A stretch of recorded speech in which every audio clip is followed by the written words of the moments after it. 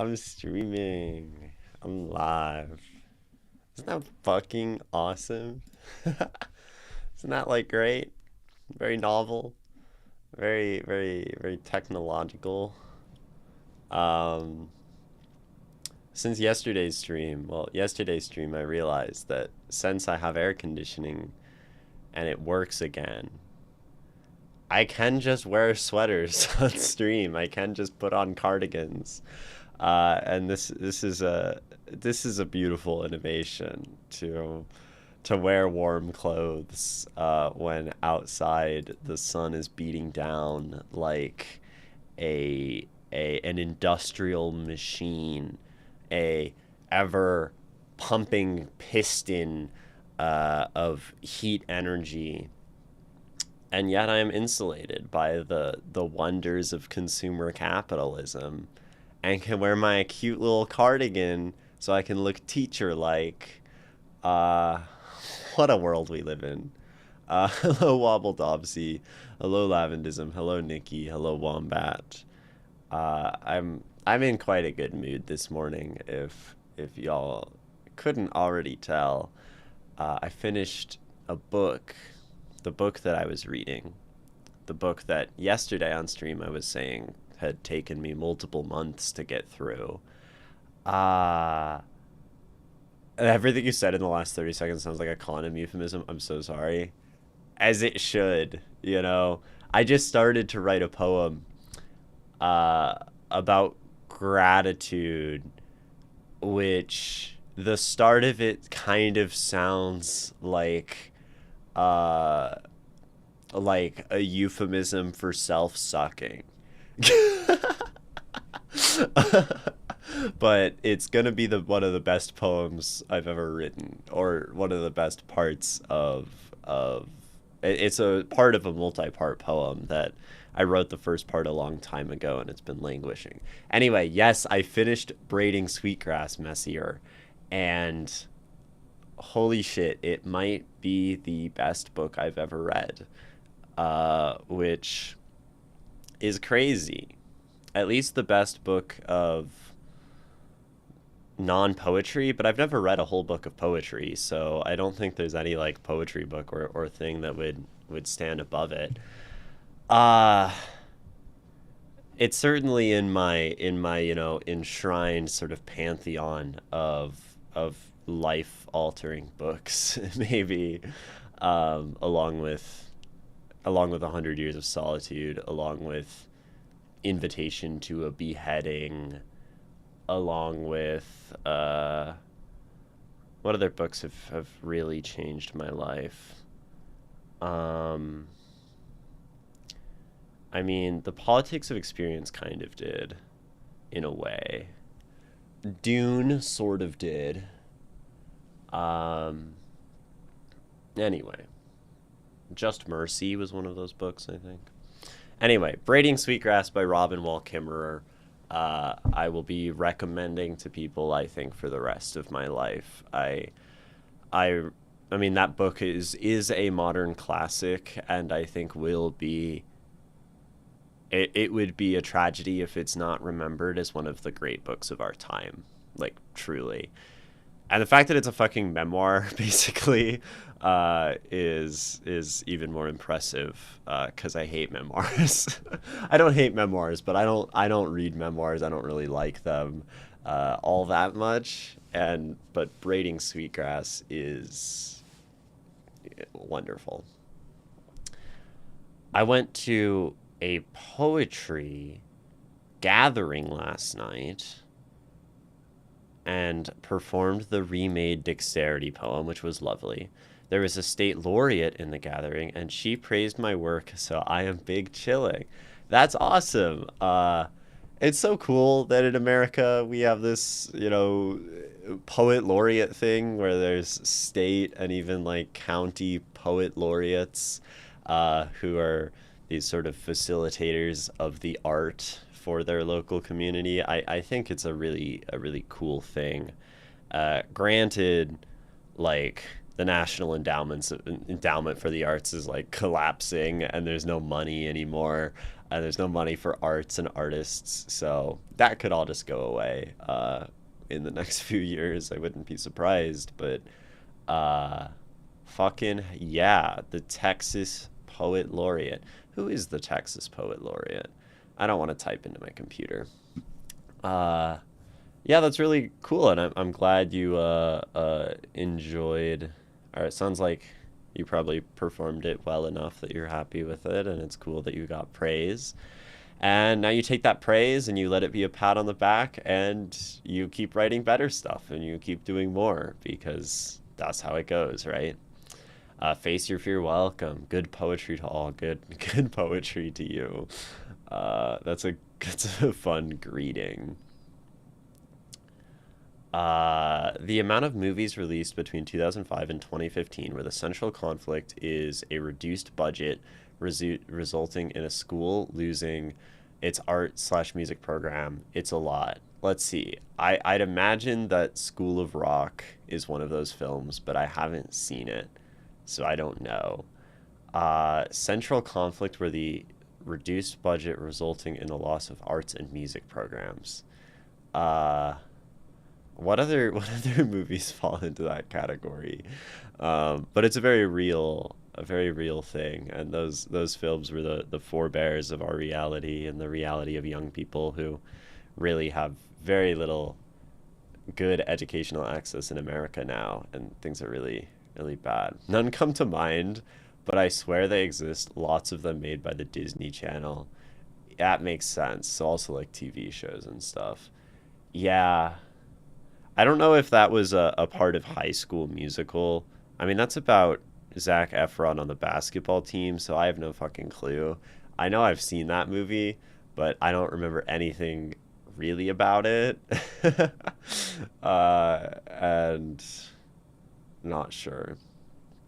Anyway, anyway, yeah. Poet laureates are good. Public spending on the arts is good. Public spending on blowing up Iran, not good. That's that's what we're going with this morning. Anyway, Braiding Sweetgrass, incredible book about about gratitude and reciprocity, and it definitely had me thinking. Has me thinking. I'm streaming, and I was so happy when I started stream because I'm like, I stream is such a gift to me, right? Stream is such a gift because it's built on the generosity of people who send me their writing. And that's just incredibly valuable and rewarding. And the doubly beautiful thing is I get to take that gift and use that as a way to like give back to those very same people. and thus it is this like reciprocal space of art and gratitude.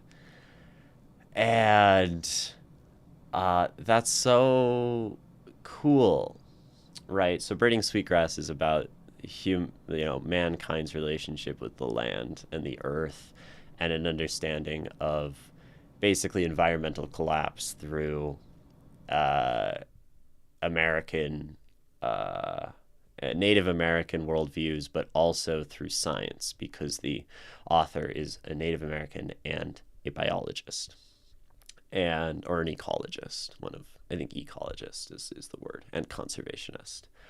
Uh, and it's a horrifyingly sad book. It goes through all the so many instances of like the land being destroyed, and like entire groups of people and vibrant civilizations being wiped out by European colonial force and disease, and Indian boarding schools in America, and the destruction of language, but also through like the ways that the land is healing, and conservation efforts, and science, and the persistence of native people is combating that. And it's funny, I saw a meme the other day.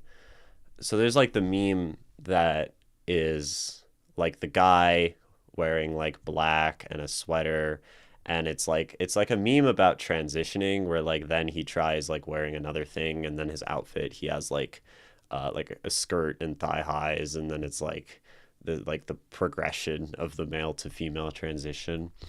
And it was that image overlaid with like five books. And the first one was braiding sweetgrass, and then there was like Walden, like Thoreau or whatever. Why is the background shaking? Probably because I'm leaning on my table, and I need to make a conscious effort not to do that and sit back here. I appreciate you telling me. It's always very bad for stream quality when I do it, and I do it.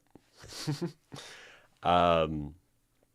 Anyway, so that meme, it's braiding sweetgrass is the first book, and then like Thoreau, and the last one is like Ted Kaczynski's, whatever, the industrial whatever, that's his manifesto of eco-terrorism, or whatever his environmental activist terrorism. So that's cool. So basically, in a few years, I'll be like the next Unabomber is what we're going with, because I read Braiding Sweetgrass. High School Musical is an essential cultural touchstone. I will hear no slander. I don't think I slandered it in my description, and I think definitely cultural touchstone is quite accurate, right? Very very important movie for a lot of young people, but I don't remember much of it. Good afternoon, Alekman, our our font of Warhammer knowledge. Many things are cultural touchstones. Yeah, we do have a lot of those. We've got a lot of culture in the world, that's for sure. Would y'all kill me if I said I just ate fish sticks with barbecue sauce cause I had no lemons? No.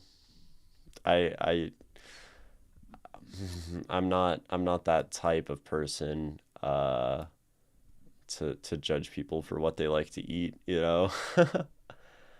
Uh Dude, Stream did the thing where I ran the ad at the start and the ad didn't actually count, and now the ad's gonna run again in 15 minutes. That's fucked. It's just gonna run, and we're gonna go straight through it and ignore it, because but what other choice do we have? What is barbecue sauce? Barbecue sauce is like ketchup as a base, okay? I think it does have tomato in it. But then it has a bunch of other spices, often like some spicy stuff, but it's usually not actually that spicy. It ends up being like a tangy sort of sauce, kind of doing like sweet and spicy, barbecue flavor. A very American thing. I guess lavendism from Texas could probably has a better answer of what exactly barbecue sauce is. Um, but it's like you tend to put it on meat, and like you would slather a rack of ribs in some barbecue sauce like stuff and grill your ribs and then put more barbecue sauce on them, and it's just lovely, right? Texas barbecue is something else, but it's a very heavy-handed condiment, I would say. That being said, a fish stick is just like a fried stick of stuff. So barbecue sauce loves fried things, I think. So, it's not really like a fish stick isn't really fish, you know, at least in the American capacity, right? So usually a frozen reheated stick of white fish that's covered in some fried like stuff. Oh, brown sugar. That's one of the big barbecue sauce ingredients. Thanks, Nikki. And mustard and Worcestershire. Yeah. And there are all sorts of different varieties of barbecue sauce, but it's quite good. I'm a fan of barbecue sauce. As a kid, I like put it on everything. I'd be like, I don't want to put ketchup on my French fries. I want barbecue sauce. I want to put barbecue sauce on the hamburger. So I think that kind of made me like less super high on barbecue sauce because I just ate it too much as a child. But it still goes hard. Astrid Starry, hello, welcome. Uh, if you're a writer, you're in the right place. If you're not a writer, you might still be in the right place because there's a lot of other things going on in this place. I don't really like mixing sweet and savory together. I don't want honey ham. I don't want caramel chicken, etc. I think I think sweet and savory has I'm trying to think. Well, so the other day I went out to dinner with my family, right, for my younger sister's birthday. She turned 21. We went to this restaurant. I got this fish, and it was like a sea bass, and it had this like soy sauce, ginger glaze that was like sweet and savory with fish. And that was like one of the best things I've eaten in a long time. I was doing like I wasn't quite kicking my feet, but I was definitely like I need to close my eyes and enjoy every bite of this food.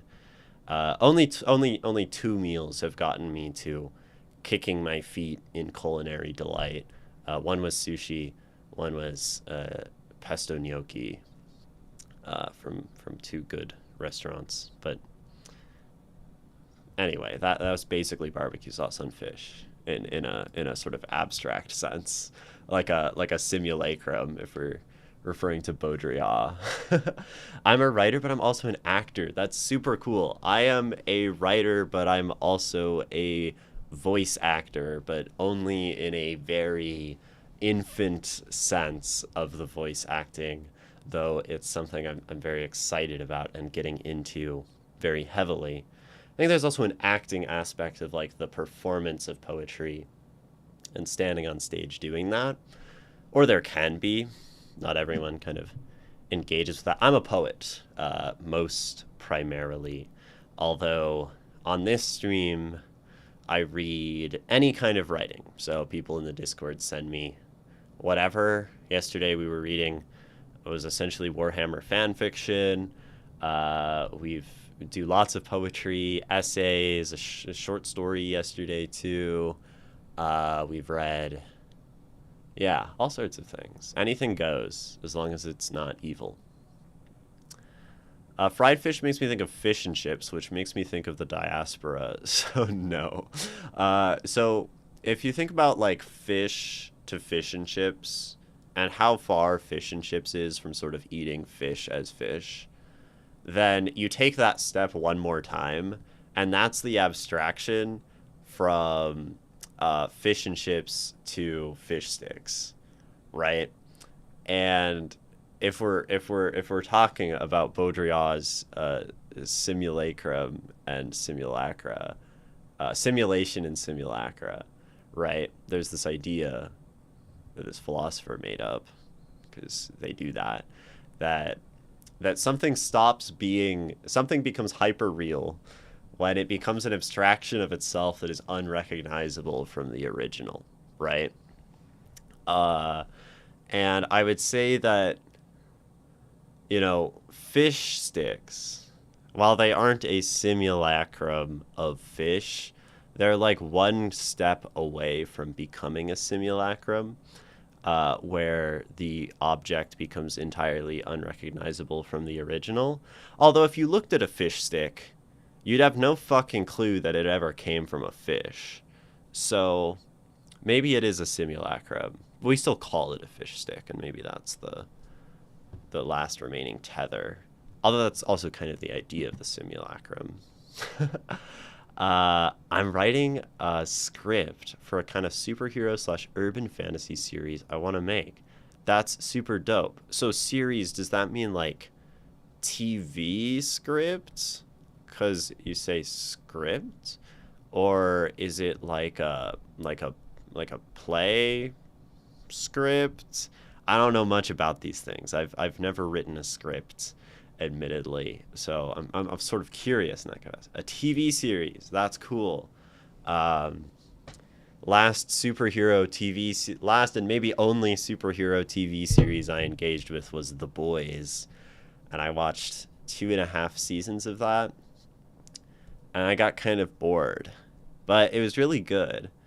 And my friends also told me that at the end, it gets really bad, so it demotivated me to finish it. I just took them at their word instead of experiencing the art myself.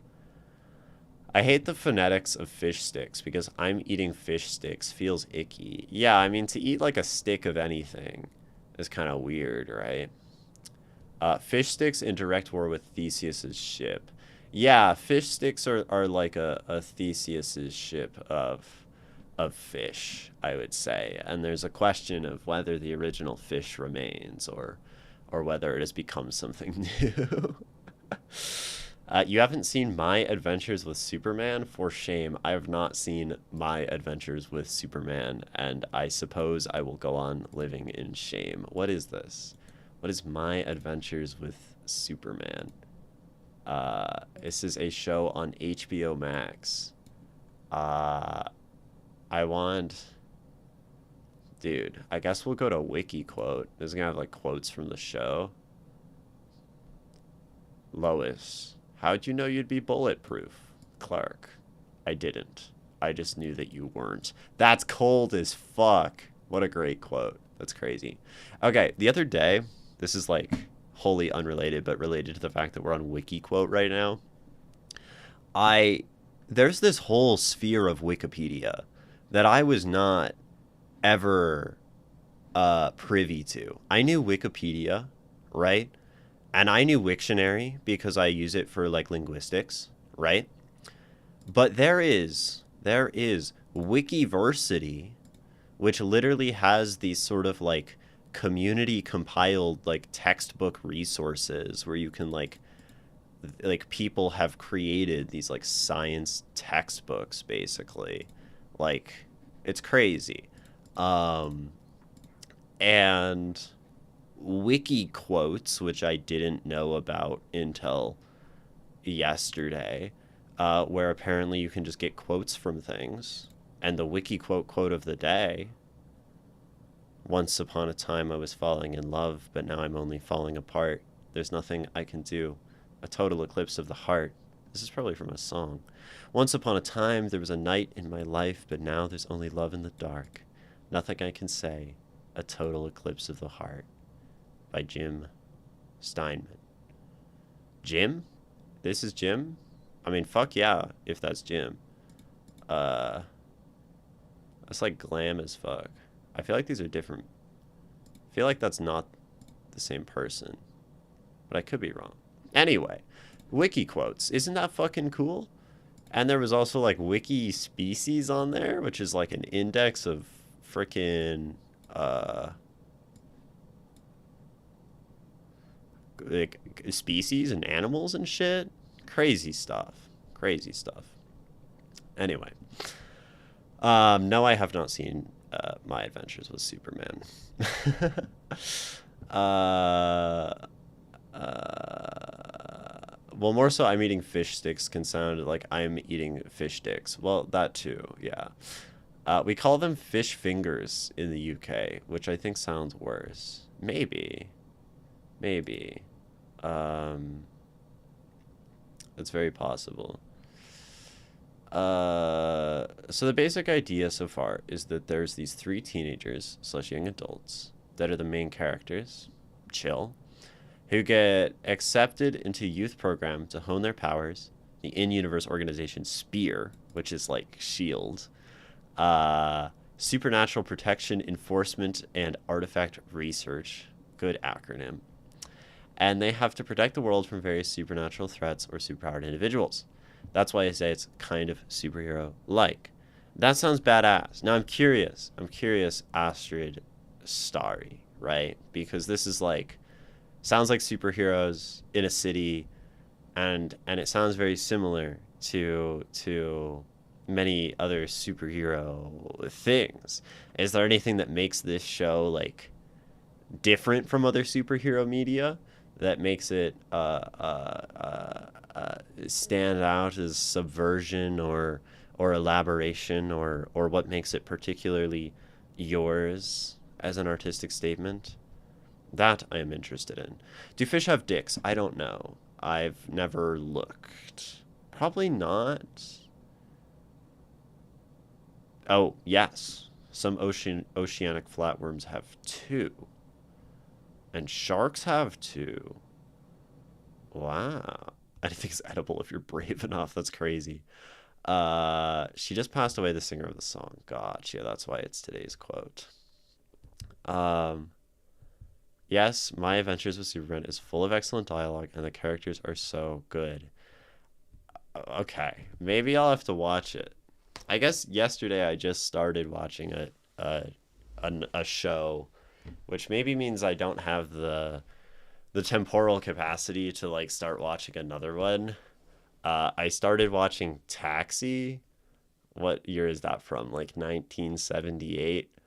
It's like a sitcom about a bunch of people who work as cab drivers in New York. I started watching it because Andy Kaufman is in the show, and I love Andy Kaufman. He's so funny. Uh, so I don't know if I have space in the schedule, so to speak, for My Adventures with Superman, but I'm sure I can find it for free on the internet at like some website of piracy and that sort of thing, which is good. Shall we read someone's writing? The writing that is so generously bequeathed upon me from my chat? I think we should. I think that's good. Um, me next, me next. There we go. I mean, they're framing the government training center as a municipal youth program. There's something that could be explored through the lens of themes you can draw from that. But it's hard extrapolating with that. After all, I'm not the creator. Sure. Yeah. That is a good question, and I'm still working on it. So my thoughts about it could change. But I think what makes a difference is it's a lot more focused on the supernatural than the sci-fi. It's got that kind of yeah, I got you. I got you. It feels like maybe sci-fi like I feel some superheroes are. So a lot of the threats the main characters face are more supernatural in nature, like vampires, sirens, stuff like that. Like Buffy the Vampire Slayer. Okay, like SCP. That makes sense. That's kind of cool. And that makes sense as something unique. And I love exploring the the supernatural and also like so many of these supernatural things uh, emerge from real folklore, right? And emerge from uh, uh, like interesting history and stuff. So maybe there's also things there where superheroes. I don't like superheroes generally, right? I find them uninteresting, but I think that's because like I grew up as Marvel really blossomed into the just like mega consumer entity that it is, right? And I was in high school when like Avengers Endgame came out and everyone was like, "Holy shit, it's Avengers Endgame." And I'm like, "Guys, I don't really care." And I think like I remember like I'd watched, some number of superhero movies, like maybe like Ant-Man and like one of the I don't know which ones I ever actually watched in theaters, but I was like these just feel so samey, you know? They just feel samey. And I just don't want I feel like I would have loved comics if I was the right age to grow up with comics, right? Like I think like they seem to me from an outside perspective much more of like a free place of artistic expression where like there was actually like interesting novel shit uh and I think superhero movies not my thing because I love reading manga, right? So I don't know. Sky High's an underrated film. Never seen it. My Supernatural Academia. There you go. That's another good point. I don't know who brought that up, but it's a bunch of young, which I feel like they're young superheroes, but I don't feel like they're focused on enough, at least in modern superhero media. And there's a lot of unique angles you could go with that versus adult. You can choose to have being superheroes as their full time position. Yeah, I think young people as heroes is tricky because I feel like sometimes you see like young people doing whatever and they very quickly morph into like basically adults being written by adults, but they're in like the bodies of 16-year-olds. And I think that happens like too often and becomes tricky. And I think the coolest thing about writing like super powered or sort of above usual like child characters is like the grappling with the fact that they are still like fundamentally naive and dumb and impulsive and children. And I think pairing that with like supernatural powers is pretty cool. I mean, I do think of the boys with like Homelander, who's basically like an impulsive, petulant child, and how interesting that is combined with the narrative of him being the most powerful man in the world, right?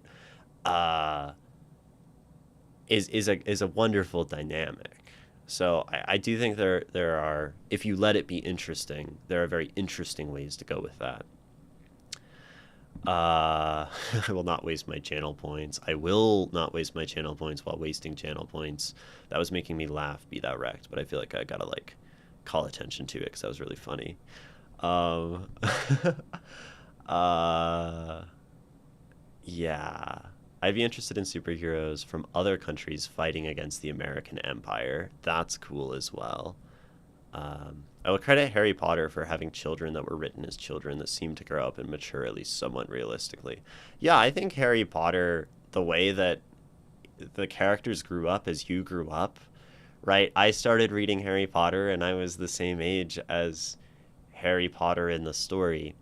Granted, I read the whole series fairly quickly. It only took me like 3 years of my childhood rather than seven, kind of sporadically reading. There's an ad running. Sorry. I'm just going to keep talking because I meant to run it earlier.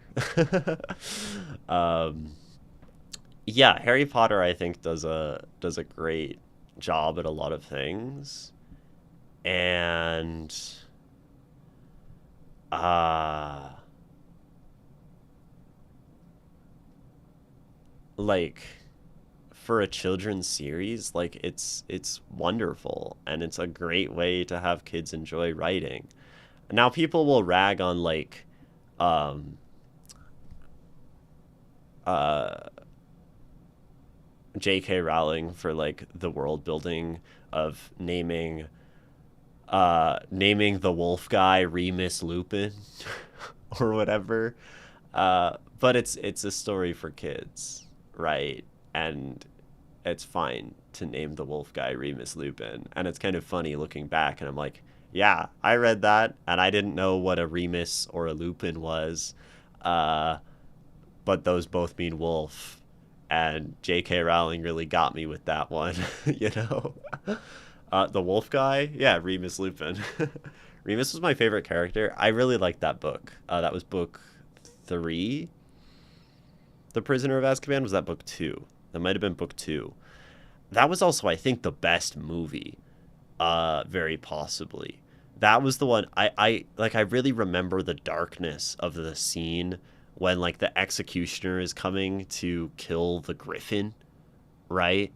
Um Whatever the griffin's name is, and they're like doing the time turner shit. Maybe that's book 3 then. Uh I thought that was just really um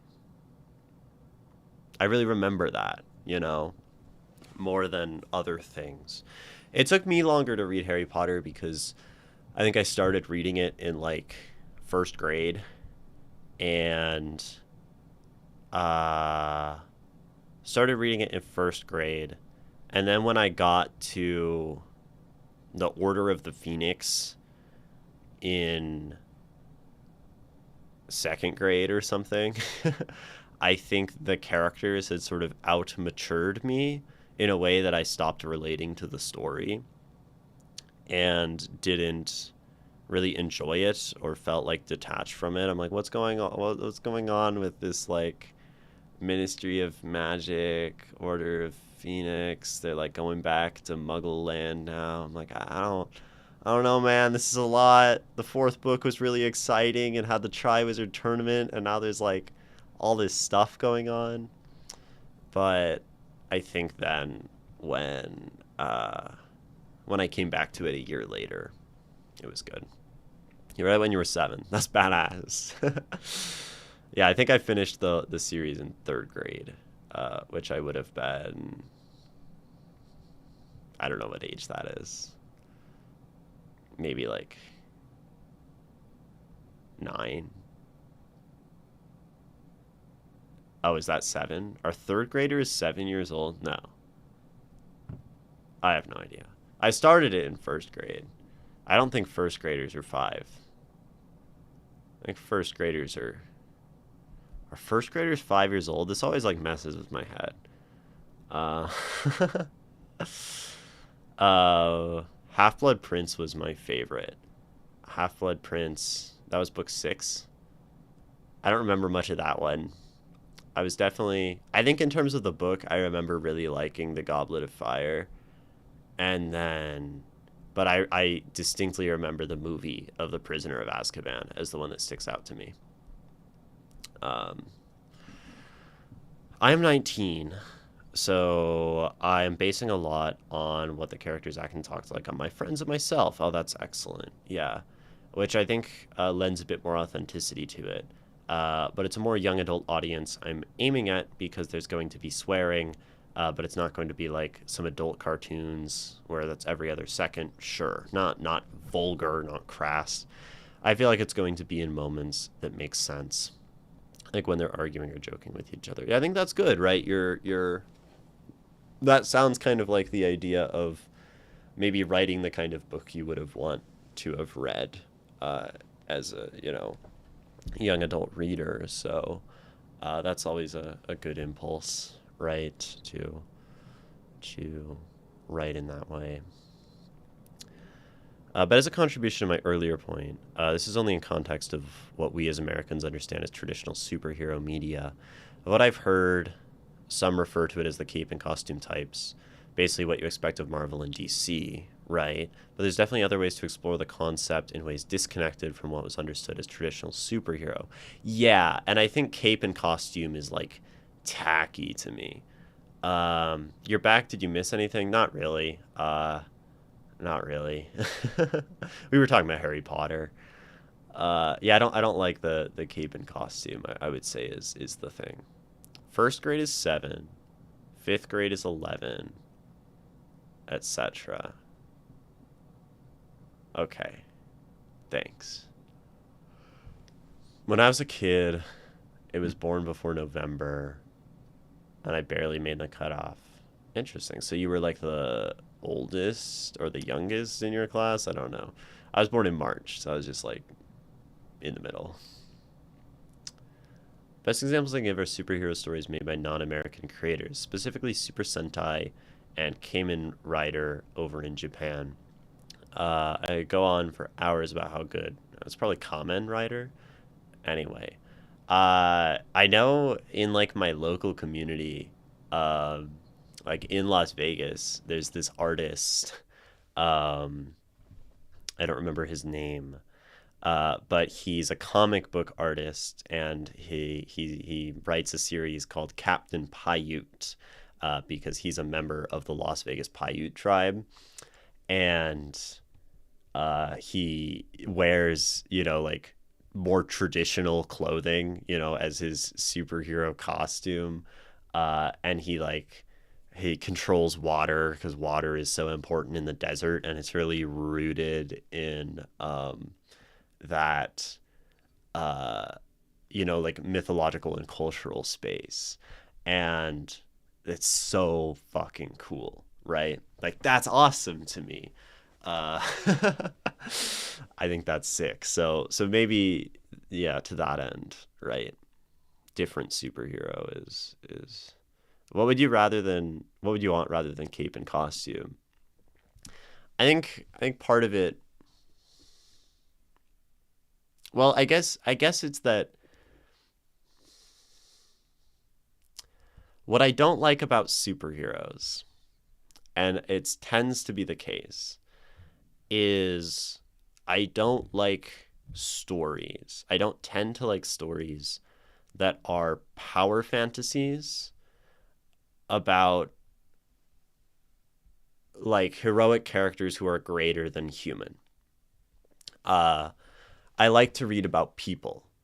It's the same in my D&D games. I don't want the players to be gods. I want them to be weak, but I also want them to be smart and clever and able to overcome problems, but I want them to have vulnerability, because to be human, one of those things is to be very fragile and vulnerable. That's something I like about The Boys when I watched it, was that um, it sort of explored some of these ideas of the very human flaws that kind of undermined the heroes. So, like, A Train, basically being like addicted to the steroid, to run faster, and this complex about his own speed, right, and his ability. That's a very human problem, right? And the powers are used to sort of magnify that uh, tension. Now, the thing for me is that, like, the cape and costume is this veil that I think takes away some of the humanity of that character, right? Because you make them something of an ideal. You sort of abstract the person onto the form of the image of hero. And I struggle with that from a storytelling perspective. That being said, I listed an example that I like that has the cape and costume. So it's not that the cape and costume itself is bad aesthetically, right? um, and and I think it's very useful from like a character design perspective to like differentiate one from the next. But I mean, I haven't found a superhero story that I'm absolutely in love with, right? In that way, which means maybe I don't know what I would rather have from the cape and costume, you know? Um, just watch Samurai Sentai Shinkenger. It's the Super Sentai season that Samurai cribbed footage and basically all that Samurai cribbed footage and basically all its plot from. It's way more intelligently written, but has nearly all the good parts of Samurai, with one slight exception when I don't go too deep into that. Interesting. Okay. One of my problems with comics and superhero stories in general is they feel the need to raise the stakes more and more with each issue to one up the last. Right, you have to keep them interested by like city ending threat, nation ending threat, world ending threat, universe ending threat, right? Thanos is going to snap half of life out of existence. And what that serves to do, right, is you get like the spiral, and at some point you hit a ceiling where like it's like how do we get here? Right? It's the power scaling problem. I think that's a if you can avoid that, that's awesome. But I feel like in that they lose the development and characterization of the hero themselves, right? Because it's just like, can the power overcome the next thing? Um, I think that's an excellent perspective. Tend to have little character development. What attempts at development do not feel relatable. What am I going to do with all this power? Poor me, right? With great power comes great responsibility. That's in Spider-Man, I think. I like Spider-Man actually. Maybe it's because he's a superhero who doesn't have like a crazy power, right? He's not invincible. He like shoots webs out of his hands, and his spidey senses tingle, right? And that's sort of like, and he's like a skinny dude. I really like that about Spider-Man, because like you could probably sock Spider-Man in the face hard enough, and like you know he's gonna lose the fight. but but the idea is he's nimble and he has to use his powers very creatively, right? And with like the webs and the environment around him. But in like just an all-out head-on battle, he's pretty freaking weak, right? That's a cool power design. Exactly. I'm going to try to make the story more grounded and character focused, at least as grounded as you can be with vampires running around. Sure. I think you have an advantage in the supernatural, right? We think of like vampires and werewolves and these things and spirits, because every one of these problems is uniquely different and has to be dealt with in a different way, right? Every one of these mythological creatures has their silver bullet or their stake through the heart or the spirit. It's intangible. Now we have to like communicate with it in some way, and those sort of differences in types of problems I think lends to character development, right? Oh, we need to have a seance with the spirit and like be empathetic and talk to it to solve this problem, right? We need to you know do whatever or whatever else to solve this problem. Maybe this problem is just something that doesn't get solved, and because of the mythological nature of it, the supernatural nature, so it's just about how we manage it, right? And then these different resolutions, I think, probably give you better chances for character development through triumph over these things. Probably. Superheroes all the time go up against these gangs of goons with guns. I'd love to see in a show a team of 3 heroes go take down one of these lesser threat groups, but one of them just gets shot in the head in the process. I feel like we don't get enough victory with personal cost in these kinds of media. Yeah, heroes come out unscathed all the time. There's no stakes, right? Because the powers are too much. And I think one of the big arcs that people use in superhero stories is what is lost in the heroism is humanity, and they lose their relationships with their secret identity and they lose the people around them. The issue is my favorite thing is their humanity. And I'm not sure how many stories I can read of people losing their humanity when I want to see the issues of humanness, right?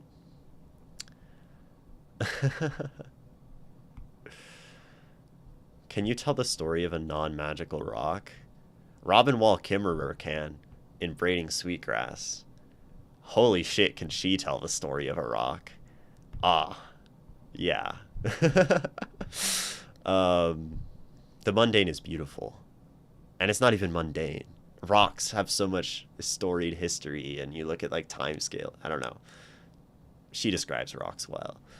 Um, yes, to give credit to Marvel and DC, the best superhero stories are the ones that focus on the human factor, showing how a hero doing good can have ramifications in their real life.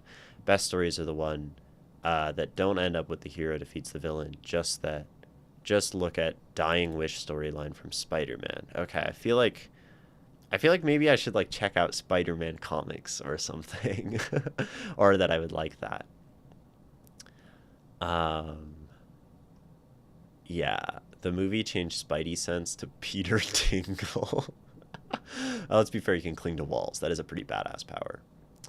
Yeah, like the main character Quinn is the more empathetic and maybe a little naive main character.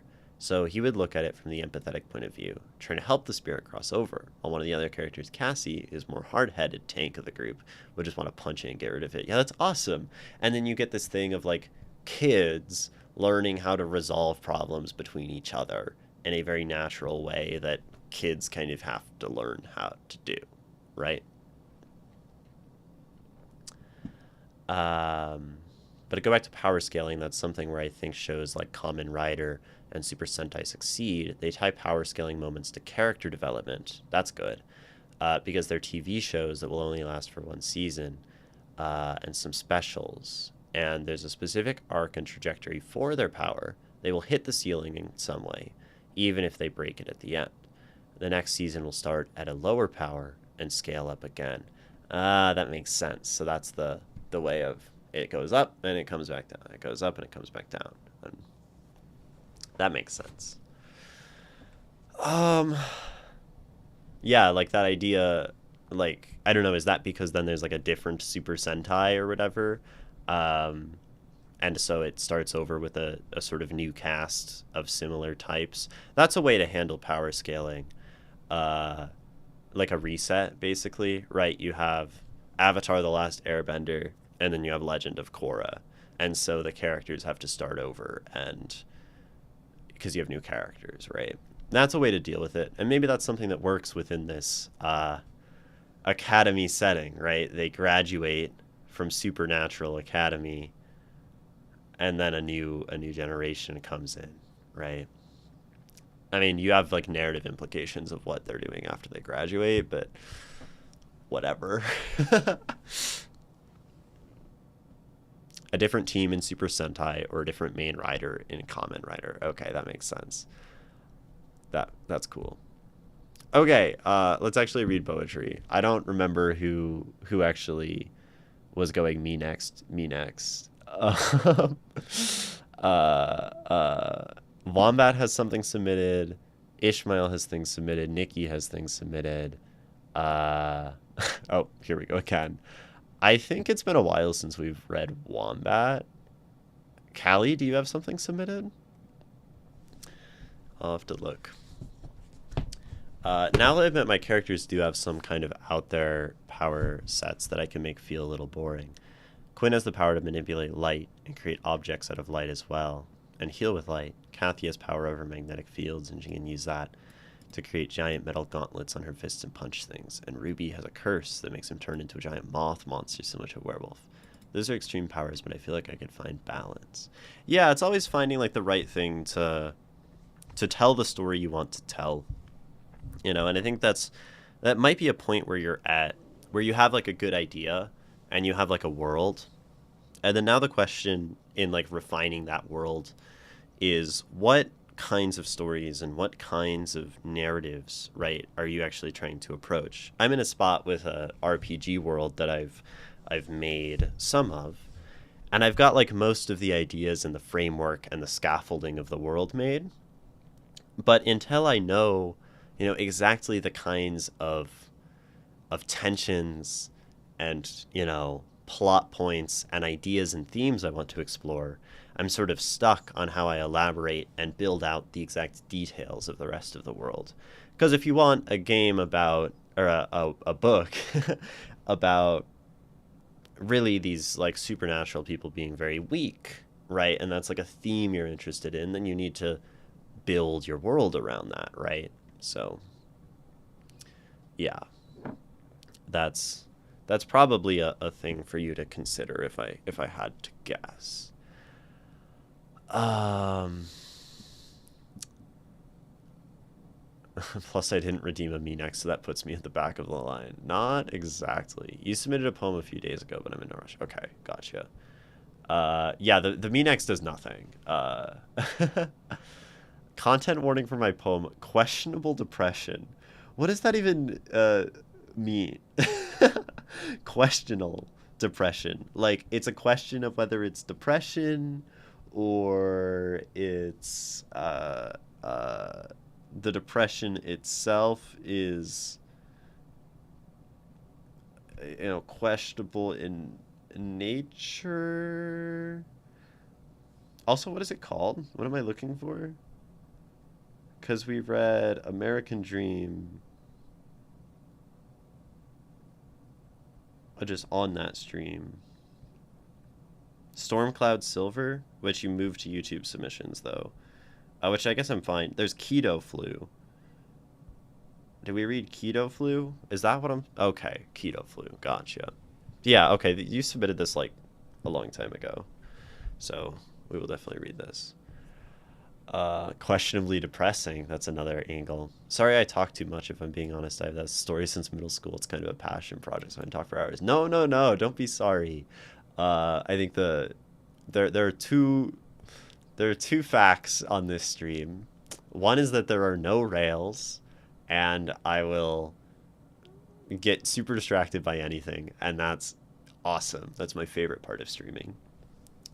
The second is that we talk about writing here, and if people come in and you come in and you talk about your story, like that's super awesome. That's super cool. And I it makes me way more happy to see someone who's excited to talk about their writing than the idea of what reminds me of like the classrooms that I existed in as a student growing up, where I felt afraid to share about the things that I loved and afraid to talk about my ideas and my world building because that wasn't what school and the classroom was about. But like this if we call this stream a classroom, right, is a place where anyone can have side conversations as much as they want, where we can get distracted and go on class length long tangents about ASMR and its applications in poetic form, right? It's like, that's what we do. Also, not to seem like that guy, but is there a chance you'll look at mine today? Because I have stuff to do. We read. Wait, am I crazy? Did we read your Warhammer? Is that someone different? Was that. Am I getting people mixed up? Did we read your thing yesterday? Your second part of your Warhammer thing, or was that someone else and I'm getting usernames mixed up? There's starting to be so many of you that I think it's starting to like break my head. Um, oh no, I'm correct. Yeah, usually it's exceedingly rare that I'll read uh, anything from the same person in like two streams in a row. So, um, yeah, okay, gotcha. No, and you're good, and I get it. Y'all have lives, and to sit around with like the question of are they gonna read my thing? It's usually like I don't fucking know what I'm gonna read, and that's why you gotta stick around. But in this case, I know that I will not be reading your thing today, so that's that's doable. And my iPad is like bugging out as always, which is super cool. Okay, it's letting me draw now. This is good. This is good. This is good. We're gonna put on the camera that's actually a black stream. Super cool.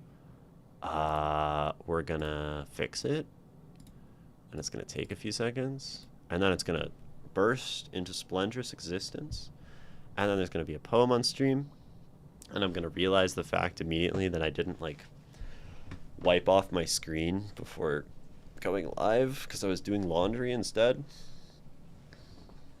And now we're okay.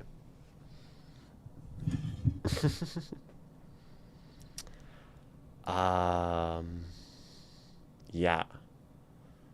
Some of the themes I'm thinking I want to explore: superpowered, how would normal people react? That's a good one. Group of normal humans worrying that superpowered individuals will take their jobs, like AI. Yeah, that's cool. I like how that's relating it to like very modern issues and stuff. Yeah. So, yeah, badass. So, let's read a poem. It's been a little bit since I've read a poem because we've been reading a bunch of prose, so I'm rather giddy about this. I will ask you, Furry Combat Wombat, before I begin, if you have any questions. If you have any things you would like me to focus on or pay particular attention to as I approach this work.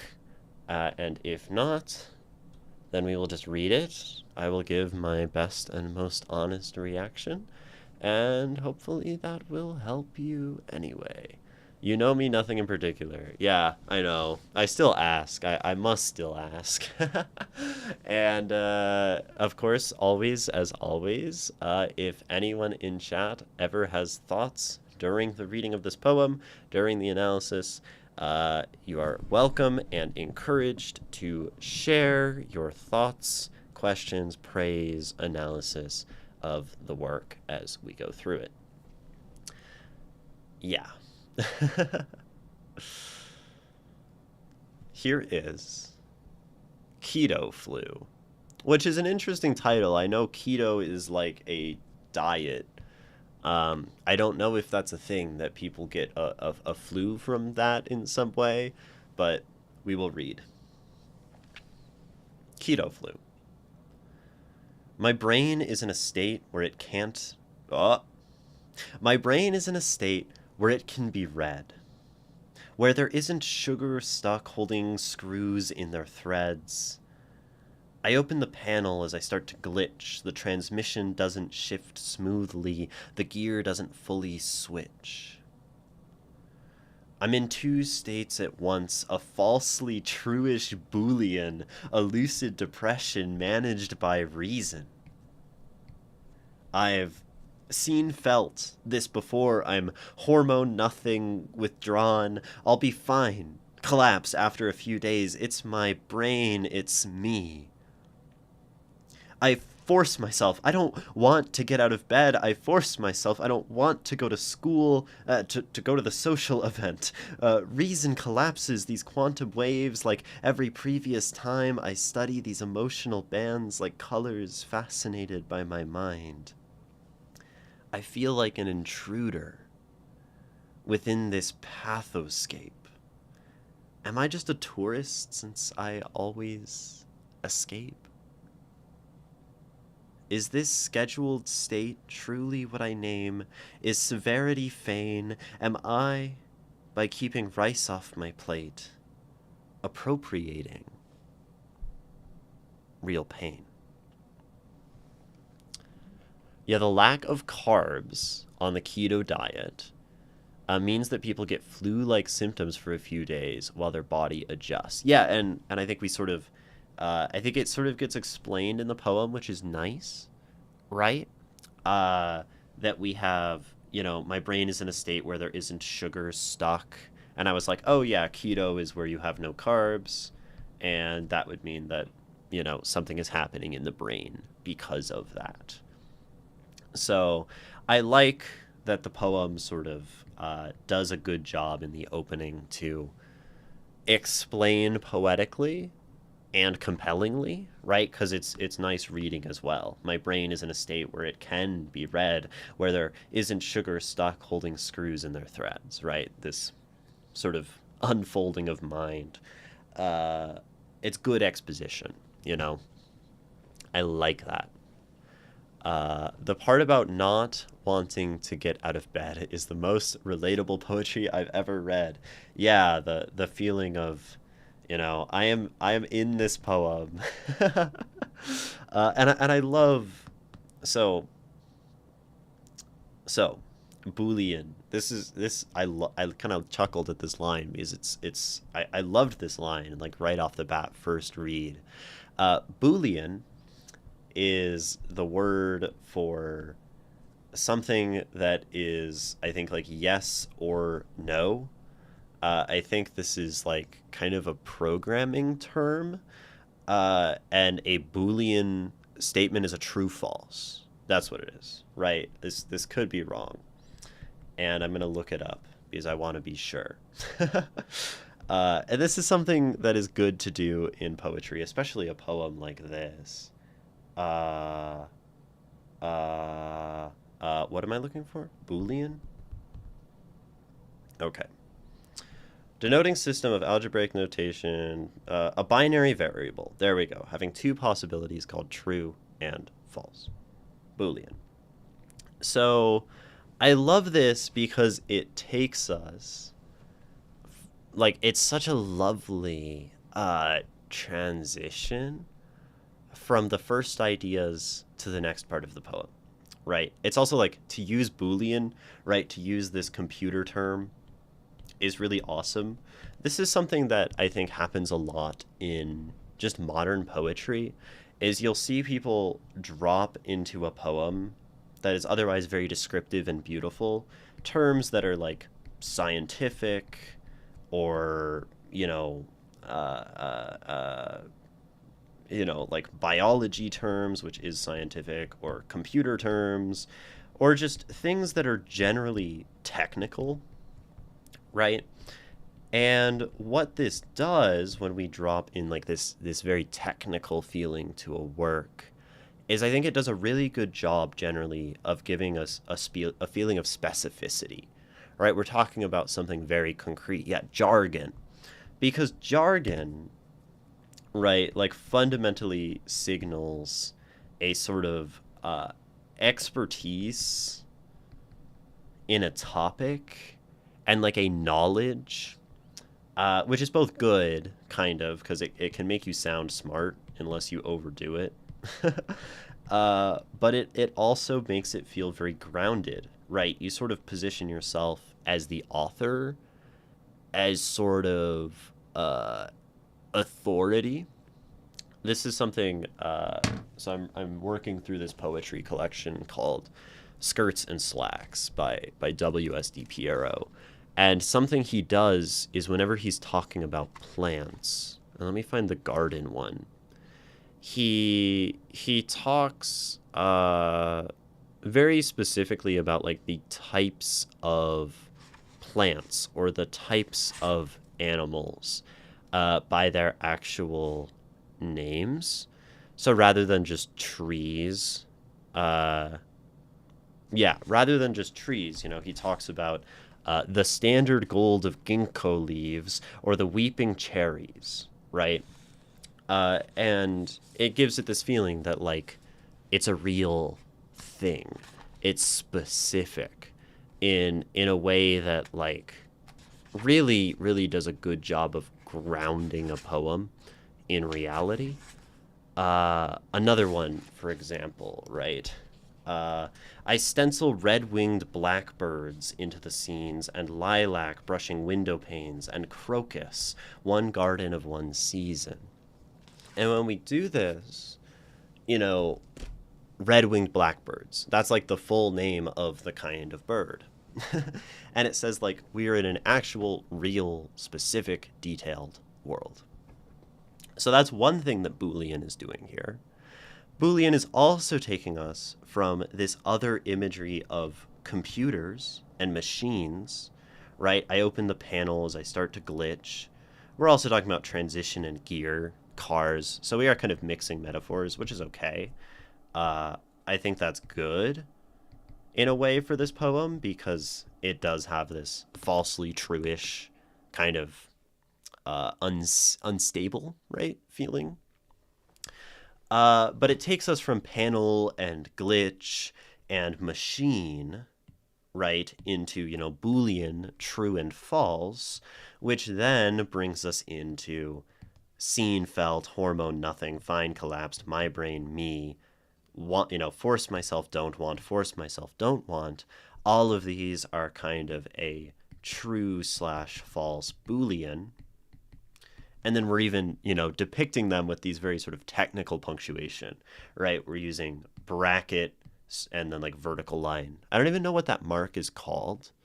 Does anyone know if there's like a technical term for the vertical line punctuation mark? Because I use it, it's in my stream title, I think, to divide the title from stream number 200. No, brackets are these guys, right?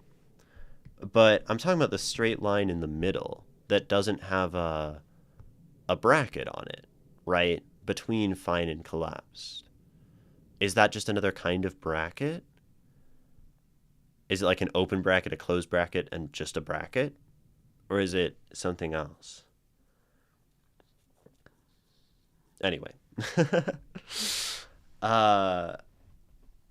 So we have this Boolean thing, and I think a second ago, Ishmael asked, falsely true-ish equals accidentally true-ish question mark, and I think that's a big part of the idea of this poem is this falsely true-ishness, right? And I'm not sure if this is something that it feels necessary to interpret grammatically, to say, okay, well, true-ish means kind of true, but it is falsely true-ish, so it's like kind of true, except this is an untrue statement, right? Which means really it's like it feels true. I mean, maybe we can interpret that very literally, right? It feels true, but it isn't. And as we talk about, lucid depression managed by reason, right? There's the idea of truth here, and maybe this obsession with the technical and the truth and the accurate, but then it's like not, because we're in like a real like diluted, flu, right, fever dream kind of state, where it feels true, but it's just not. We're just freaking delusional.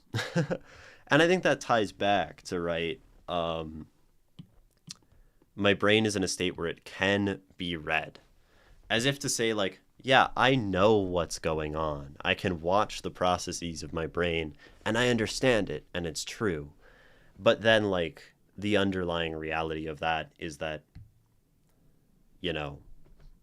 there isn't sugar stuck holding screws in their threads. So the mind is coming unscrewed, becoming unhinged, literally, as we open the panel and glitch. This feels to me very similar, right, to my experiences with mania, as a person who suffers bipolar disorder, right?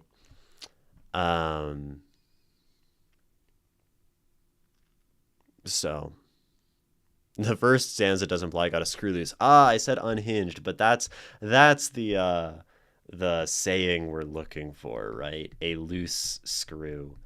So it's the feeling that you have things together, but in truth, like everything is falling apart and you're actually crazy, right?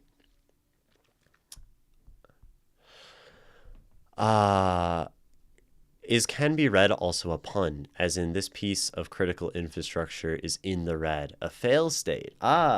my brain is in a state where it can be read, right? And we have the phonetic read/red. Can be read, right? Can be failing. And that's even the same as, right, are falsely truish. It's read, but it can be. It's not certain. It can be read, it can be read. It's existing in a questioned space. Also, the line is called a pipe. Thank you, Furry Combat Wombat. A pipe. I feel like there's some euphemistic avenues to take with the punctuation called a pipe. I have a problem with it if we can't interpret it literally. It doesn't match the tone that way. Yeah, well, I started to like interpret it non-literally, and then I went and interpreted it literally, and then I liked the literal interpretation. So I think we're going with literal, right? Um, I mean, just from a vibes based, this communicates uncertainty, but from a literal grammatic perspective, falsely truish is right. The truishness of the confidence of can be read, the truishness of the lucidity, right? Of the reason, the truishness of like the confidence that I think this poem speaks with. But the falseness of the fact that it's all induced by, you know, the screws being loose, right? So, yeah. um, I'm going to. Let's see. I don't think I can also keep paying attention to. Can you use stuff from poetry in longer forms of writing? Yes, Astrid Starry. I think it's an excellent thing. One, in longer forms of writing, I think there are some writers that suffuse their prose, right? Prose being the way that we write, you know, like a novel, can be infused with like a poetic quality that just makes it very beautiful. But also, right, so we can literally kind of have our writing in a long form reflect poetic stuff. But we can also, you know, poetry is very broad in terms of like the principles that it, you know, employs. And there's some part of poetry that like there are these big structured elements of like things calling back to each other and like metaphors going across a work. And I'm sure you've probably seen movies or read books or seen shows where they employ like a metaphor or a symbol that's extended over the entire work, right? Not sure I can just conjure an example, but when we do that, I would say that's a very poetic move, right? And we have lots of flexibility and to do those things from a literal textual perspective, but also from like the artistic, you know, poeticness of something. Uh, and of course, like poetry can also literally be dropped into other art forms, right? You might have a poem within a book or a poem within a TV show that someone is literally reading. I think Disco Elysium begins with a poem, right? Like a real life poem, and they quote it. So that's a video game. So it certainly has a place in many places. Oftentimes it has more a place in other places than as a self-justified thing, but in my opinion, like sometimes poetry works better within another art form. But here we're just reading poetry. So I'm gonna read the whole poem again.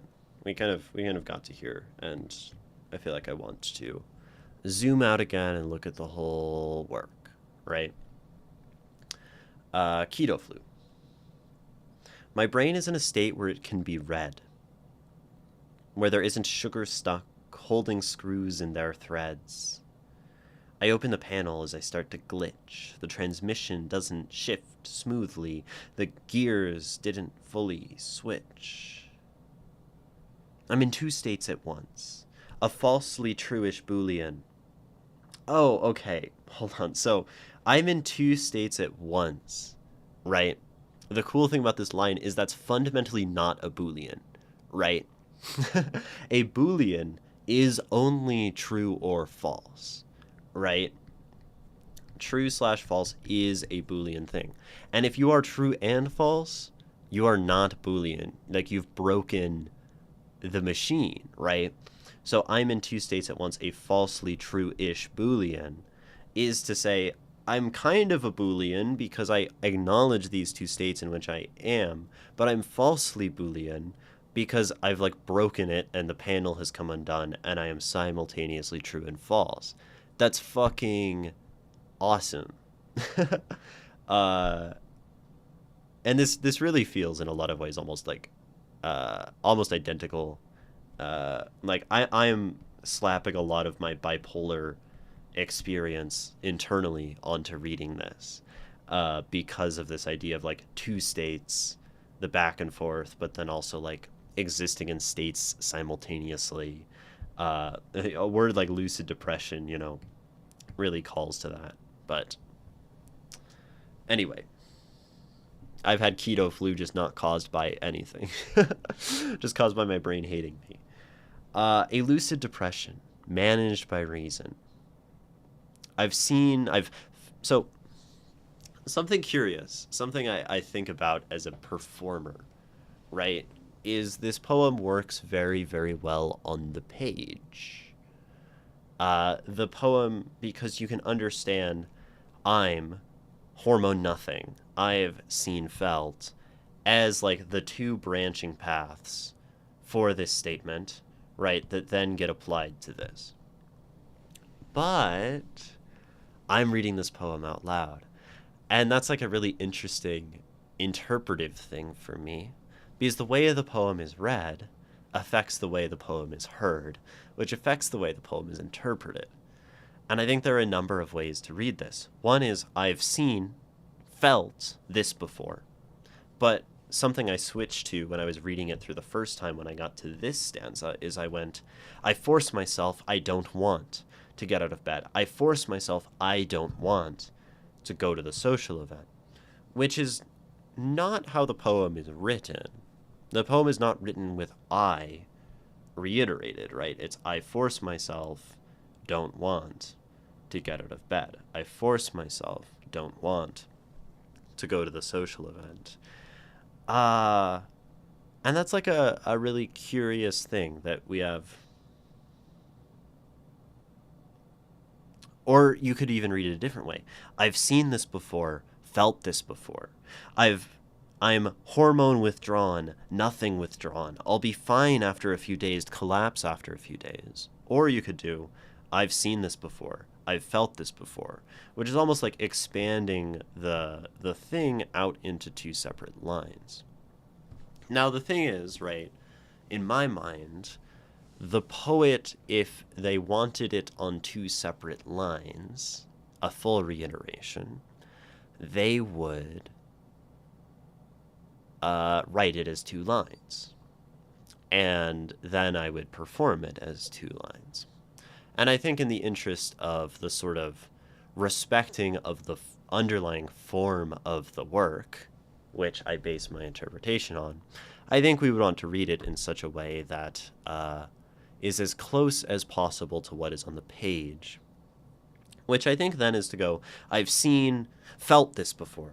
I'm hormone, nothing, withdrawn, and maybe a different voice or a different way of tone on each of these things, right? Because I think it leans into the kind of unhingedness of this poem. I think it leans into the feeling of different states, right? And maybe they should be sort of consistent in some way, but it's definitely an interesting thought as a reader because this is something I have started to sort of insist upon with myself is that in reading anything, reading is a self-performance. And what that means Now, this is like, I've never heard anyone talk about reading in this way.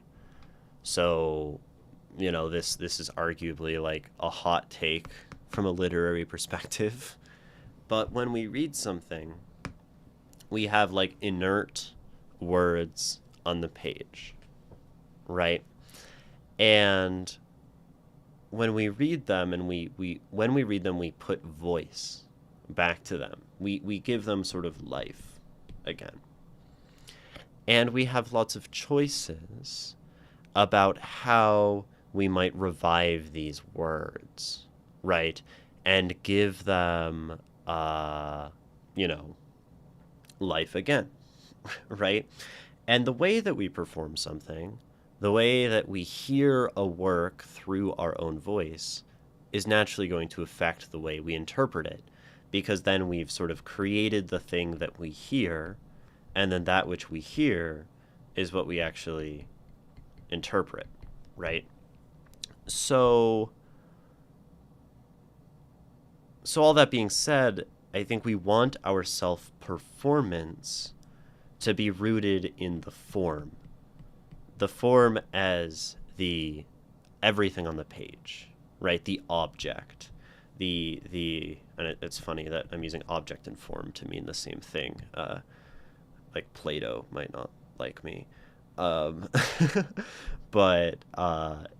in doing this, right? I sort of respect the work, like the ethical kind of proposition of reading art. The way I read it as reading the full stanza on one branch, then the full stanza on the other, of course, I see all readings of my works as valid. Right, I mean, that's another option. I've seen this before. I'm hormone withdrawn. I'll be fine after a few days. It's my brain. Oh, that's fucking awesome. Wait, that's so cool. I've felt this before. I'm nothing. Withdrawn. I'll be collapsed after a few days. It's me. Oh, come on. That's beautiful. Because each path, right, then becomes a consistent narrative that we go through. And these like make sense. I've seen this before. I'm hormone withdrawn. I'll be fine after a few days. It's my brain, right? The hormones are in the brain. That's the issue. Versus, I've felt this before. I'm nothing. And this is like a very emotional, full of like emotional content, right? I am nothing, withdrawn. I'll be collapsed after a few days. It's me. And then it's not this like biological mechanism. It's this cognitive, right, thing, this emotional capacity, which is then a representation of the two states. It gives us an interpretation of this poem, right, as something fundamentally biological as state one, and something sort of fundamentally like emotional and non-systematic and erratic. Yes, though also picking a different choice on different lines still stays consistent. 16 possible reads. Yeah, and that's such a cool thing, right? I've seen this before. I'm nothing withdrawn. I'll be fine after a few days. It's me. I've felt this before. I'm nothing withdrawn. I'll be collapsed after a few days. It's my brain. And like, so it becomes this choose your own adventure, if you let it be, right, of how we navigate through the paths presented by this poem. And maybe those give sort of credence, right, to the falsely truishness of the Boolean nature of this poem, right? Because if, there's sort of like levels on which we read this poem. We can place the Boolean true-false decision on a stanza level and say, I'm going to read this poem as true, or the left side. I've seen this before. I'm hormone withdrawn. I'll be fine after a few days. It's my brain. I can read it as false, right? I've felt this before, right? I'm nothing withdrawn. I'll be collapsed after a few days. It's me. Or I can read this poem as falsely truish Boolean, in which either, right, we are two states at once. I've seen, felt this before. I'm hormone nothing, withdrawn, I'm fine, collapsed after a few days. It's my brain, me, right? And that sort of like unifies those into the simultaneous states. Or we can think about like the erratic, choose your own adventure path, which is kind of also falsely truish Boolean on like a different level. Which is confusing as fuck, right? This poem could be very confusing to read. And there are readings of this poem that are more or less confusing depending on how you read it, and more or less, and might feel more confused and might feel less confused, right? I think if I read this as I've seen this before, I'm hormone nothing, withdrawn, I'll be fine, collapsed after a few days, it's my brain, me, right? The non-grammaticality lends itself to the sort of like diluted, crazy confusion, right? That feeling, which creates a different interpretation, a different mode, a different feeling that this poem evokes, right? Whereas if I read it as, I've seen this before, I'm hormone withdrawn, I'll be fine after a few days, it's my brain. I've felt this before, I'm nothing, withdrawn, I'll be collapsed after a few days, it's me. Right? We've created something different, something more understandable, something more interpretable, a different reading that's less confused. And thus this poem carries different emotional content, different feeling, right? And there is no wrong way to read this poem. Even if, Wombat personally, right, reads it on a stanza level as Boolean, we take one path, then we take the next path. That doesn't have to be how it's self-performed. And I think, ideally we perform it to ourselves in all the ways we can so that we can really cherish and appreciate the full emotional scope that the poem is presenting to us. So, choose your own adventure. And that also works with the true-false thing earlier, in which coding, you pick which path your coding goes down. You need one thing to be true for X to work. Yeah, right, and if you go in the proper order, the stanza works, right? Like you say, you need one thing to be true for the next thing to be true for the next thing to be true, and if there's like something broken, it all breaks, right? And you get an error message. And in the same way, right, the stanzas make less sense when you go out of order, right? Because hormone and my brain versus like nothing and me have this connection which they take together, right, and want to follow. Anyways, this was fun. Hopefully I didn't annoy you guys. No, and you also provided like fucking super valid advice or like an analysis on the poem. So no, that couldn't possibly be annoying, and it sounds like you got some value for your own story. So enjoy. Have a lovely wherever you're gallivanting off to in life. Okay, so I tried to read this whole thing again in full, and we got waylaid by stanza 4 and started scribbling again.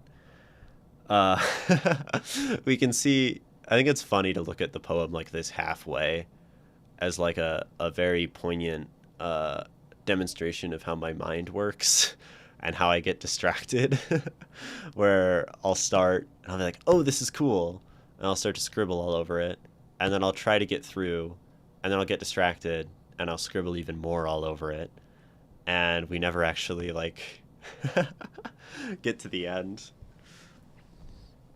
never get to the conclusion. But that's life, right? As we confusedly get distracted by little flashing lights of stimulus and never never get where we were trying to go. Have a good one, Alec, man. Have a good one, Astrid. Glad to have both of you. Okay. So that still doesn't tell me how I'm going to read this poem. I think I'm going to read them as two states at once, at least for this next read. My brain is in a state where it can be read, where there isn't sugar stuck holding screws in their threads. I open the panel as I start to glitch. The transmission doesn't shift smoothly. The gear didn't fully switch. I'm in two states at once. A falsely true-ish Boolean, a lucid depression managed by reason. I've seen, felt this before. I'm hormone nothing. Withdrawn, I'll be fine collapsed after a few days. It's my brain. Me. Keep going. Keep going. I force myself, don't want to get out of bed. I force myself, don't want to go to the social event. Reason collapses these quantum waves like every previous time. I study these emotional bands like colors fascinated by my mind. I feel like an intruder with this pathoscape. Am I just a tourist since I always escape? Is the scheduled state truly what I name? Is its severity vain? Am I, by keeping rice off my plate, appropriating real pain? I almost stopped in the middle. I almost stopped because I got excited about this stanza again. Because I think this stanza read straight through like works grammatically as its own statement, which is crazy. I've seen, felt this before. I'm hormone nothing, right? As like I am hormone nothing as the singular noun.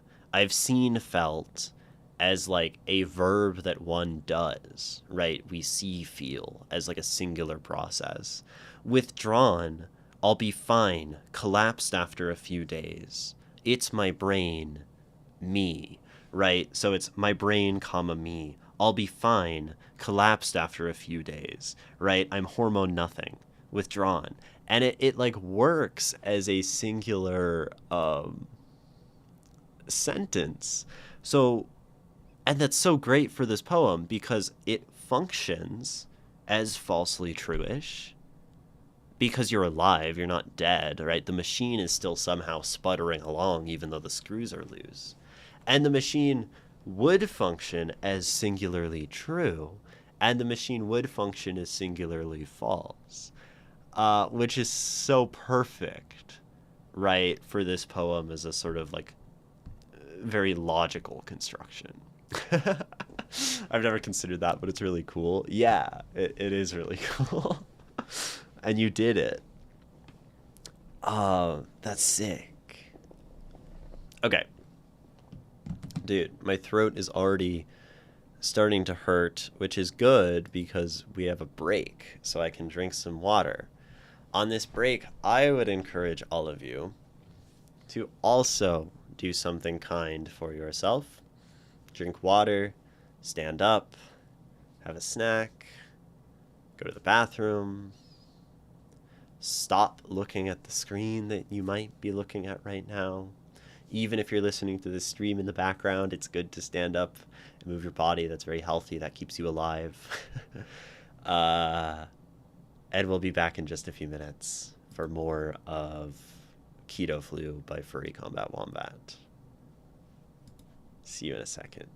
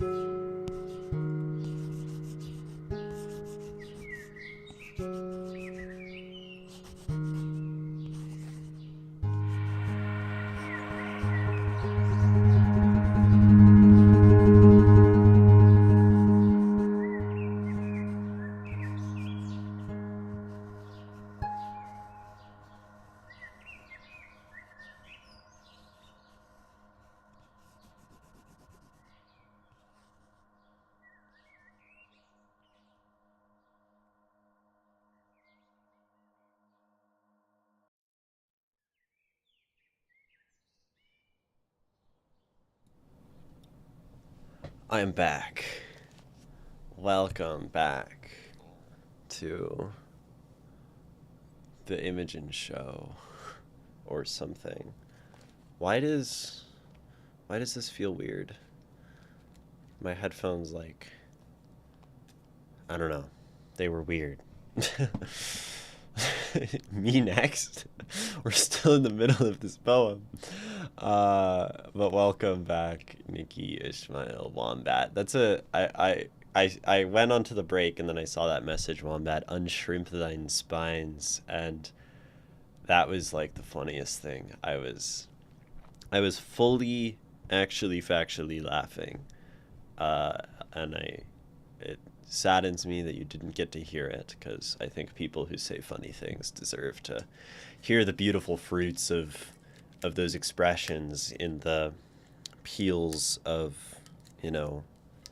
sonorous, mind-pleasing laughter, the joy that they produce, That's important, right? The laugh is the reciprocal action taken to something funny. It's the thank you to the gift. Cabbage, why? A literature stream, how delightful. Ah, what a surprise. Welcome, Cabbage. All right, I'm gonna read this again. I know I read it and then I went on the break, but I'm gonna read it again. When you're analyzing something, you truly can never read it too many times. There's just more beauty to be found, always. My brain is in a state where it can be read, where there isn't sugar stuck, holding screws in their threads. I open the panel as I start to glitch the... It's interesting we have a lowercase I.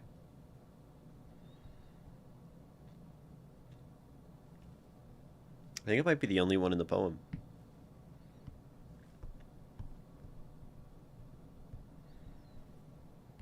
Me saying I'm gonna read the whole poem.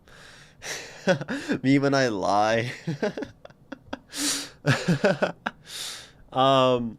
It's a typo. I'm not sure it needs to be a typo, right? Like, I being lowercase is a glitch, right? A typo right, is something that is not supposed to happen. And I think in this poem we already do use the grammatical, the idea of grammar as representing, tension within the mind. And we also have a lowercase as, right? Um, which we do first line capitalize. No, don't change it. Don't change it. Um, we predominantly are doing first line capitalization at the beginning, right? We at least set a precedent for it throughout all of this, and all of this, and then all of this. And then we actually change it later, which is interesting, and we switch to like a back and forth, which is nifty. And then we have it at the end. Some of it maybe feels like slightly inconsistent, right? Maybe at the end. Uh, I feel like an intruder within this pathoscape. So the idea is this is one idea, right? So it's not punctuated. Reason collapses these quantum waves like every previous time. I study these emotional bands like colors. Okay, so that's a single idea. I want whatever. But then in these ones, I guess these are singular statements. I'm in two states at once. Right, but this is like, I'm in two states at once, comma, a falsely truish Boolean, which is just like an inconsistency between, I am blank, comma, no capitalize.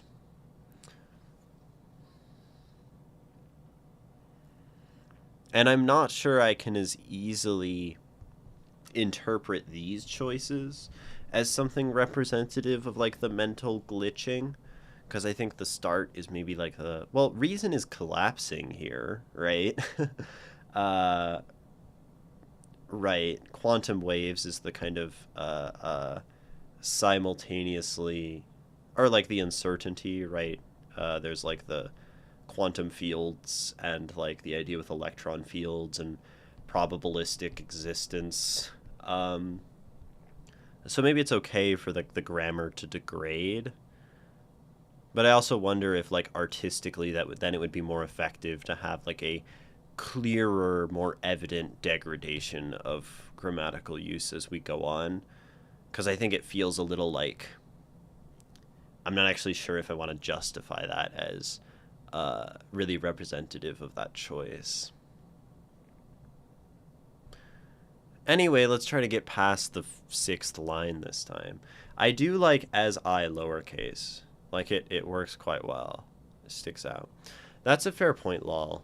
Would make it yet another thing this poem just borrows from Salt in the Wind.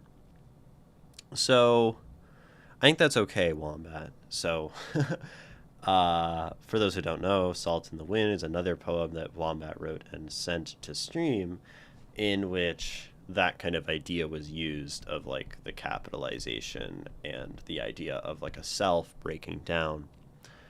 That being said, right, reuse or borrowing, whatever we want to say, or self plagiarizing, is really just style, voice, right? When we talk about someone, an artist, having a consistent style and a consistent voice, that is observed through the patterns that continually crop up in their art, right? For example, right? Uh, uh, well, I'll give an example for myself lately. I've been writing a ton about peaches, and I've actually like always used peaches. I remember a very early poem, a poem that I liked quite early. It was called Apple Season, but it was actually about, I mentioned stone fruit fuzz as one of the lines, I believe, and that's kind of my favorite line in the poem, because I constantly return to this symbol of the peach. I just started a poem this morning about a peach. I wrote a poem last week that begins with peaches. I wrote a poem a month ago about peaches. Does that mean they're borrowing from each other, or that it makes any one like worse than the other because of that stylistic continuity? No. I can describe my own writing as like a series of periods where like my first period of writing poetry was like my technical. I would use like math terms and science things, and then I switched into like my, I think it was like my sun period, where like every poem practically had something to do with light and sun and all of this stuff. And then I switched into maybe a period where what I really cared about, well, I had like a body thing going on, and then I had like something where I was really just playing with sound a lot. And then lately I've been doing peaches for some reason. Um, so we can have stylistic periods, and we can have consistency and through lines and arches, because you know that's being an artist, right? We have things we prefer aesthetically. I tend to have lots of eyes and people as machines. Yeah, and like that's probably just indicative somewhat of the way that you see the world, right? Humanity and people as this mechanical, observing, constant, forceful thing. Um, but to have that in both poems doesn't make either one less original, because they're trying to describe very different things, right? This poem is personal, like basically confessional. It's my brain. It's about this singular experience and this ethical question that we haven't even gotten to analyzing this poem, appropriating real pain. Uh, and this is like, if we looked at this poem next to Salt in the Wind, I think it would be so much easier to pick out the differences than the fact that they have a few like surface level aesthetic similarities, right? Oh no, I have style. Yeah, it's terrifying, right? And then once we realize we have style, that's when we can go and break the style and choose to do something else to make sure we're always innovating. I don't think it's necessarily, like, I almost think there's a reality of that it's not necessarily the best thing to notice a consistent style in yourself over a long period of time, because it does mean you aren't changing uh, aesthetically, right? And I think as an artist, it is advantageous to be exploring new aesthetics and new ideas and new ways of like telling your sort of truth. Um, it's interesting. I so I'm writing this poem called Monsters, and it's this big poem. The first section is like uh, a full, big, chunky, uh, longer than the poems I normally write poem. And it was written all at once in a certain like period of my life. And I tried to write parts 2 and 3 because the whole thing is a big like 4-part kind of epic. I think of it kind of as like Wasteland like by T.S. Eliot, though not as good. Um, and I wrote the first section. I was like, this is great and this is awesome. And then I went and I tried to write the next sections in that same style, and I like consistently failed. And this was 6 months ago, 7 months ago, 8 months ago, or something. And then now, with the whole peaches thing, uh, I got inspired to like rewrite or to write the second part of this poem in my new like stylistic voice, because I realized I had to change. I had to change as a person to be able to write the second part of this poem, right? And now I'm like a few stanzas in, and it's fucking great, and it's going to be awesome. And then I'm going to have part 1, and I'm going to have part 2, and they're going to be good. And it very well may be the case that I don't write part 3 for another 8 months until I have a new stylistic perspective and can say something about love, because that's what that section is. And then until I get to, another stylistic period to complete it. So I think these things are very useful to acknowledge inside of ourselves and to notice. And paying attention as an artist to the way that your art and your artistic voice and style develops is a useful meta narrative to pay attention within your own life, I think. Or I have found it to be a useful meta narrative because I can see like I am a different person. I'm writing in a different way than I did before. That gives me certain freedom to like reapproach an idea I've already tried before and see it in a new way, all that kind of stuff. Love is a monster for real. Yeah, the whole poem is actually about the idea of eating. Uh, and the first part is called the closet. And really it's about the parts of oneself that you hide away and eat at you from within. And it's very queer. Which I didn't intend for it to be like the queer closet, and then it was. And then the second part is called Peach Pit, and it's about literally eating things in the world. The Peach Pit is the self-sucking one, yes. Um, or the one that could be, euphemistically read in a negative light in that way. Not negative, it's just a way to read it. I think there's a actually very poetic facet to that fact. Um, but Peach Pit is about eating things and greed. Uh, there's a Christian thing sort of going on where I think I need to include like a Garden of Eden. There's like a masculinity and like a King David happening in this poem, and just like David and Goliath thing. Uh, and then the third one will be about love, which I think is the shift from rather than eating to like find this mutual way of provision or something, or sharing. I think is really what this sharing and like gratitude will be part three, and then part four will be like the sacrifice of feeding someone else, and it will be like a life cycle kind of situation. But I don't have adequate perspective on these ideas, I think, to even approach them yet, because I'm still figuring out this one. Yeah. Going from eating to love makes me think of mama birds regurgitating. Yeah, I suppose so. And maybe that's even more like the last one, the feeding. Um, but it's the idea that this poem will end with an understanding that I cannot just continue to eat. I cannot just continue to consume in this world and take without giving back. Finishing braiding sweetgrass helped me realize this idea of reciprocity and not just taking. And then once you stop taking for yourself is, I think, what allows you to share, which is what love is, right? Love is this like fundamental sharing of being. And then from love and that sharing emerges the collective creation. This is also very male. This is very female. This is the unification of male and female, slash maybe the androgynous. And then once you can share, you can collectively create, right?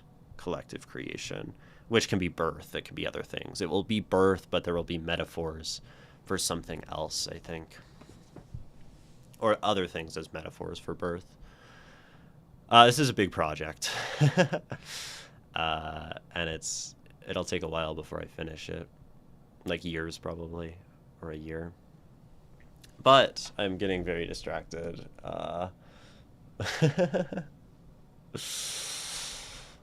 Sorry, my roommate made breakfast burritos, so I had to go get food. I mean, that's pretty reasonable. Uh, you missed us talking about food, actually. So, uh, ironic, yes. How eating blinds us from seeing that which we consume, or something. That's the idea of the poem, really. Um,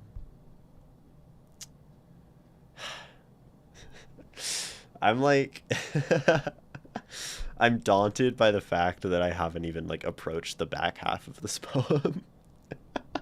Because I think like the end has such a like massive crushing philosophic question. Am I, by keeping rice off my plate, appropriating real pain?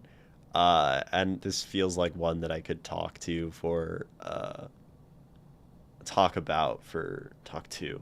I think talk two makes sense for many minutes. Um, I'm going to read this poem all the way through. Try to zoom back out. My brain is in a state where it can be read, where there isn't sugar stuck holding screws in their threads. I open the panel as I start to glitch. The transmission didn't shift smoothly. The gear didn't fully switch. I'm in two states at once. A falsely true-ish Boolean elusive depression managed by re...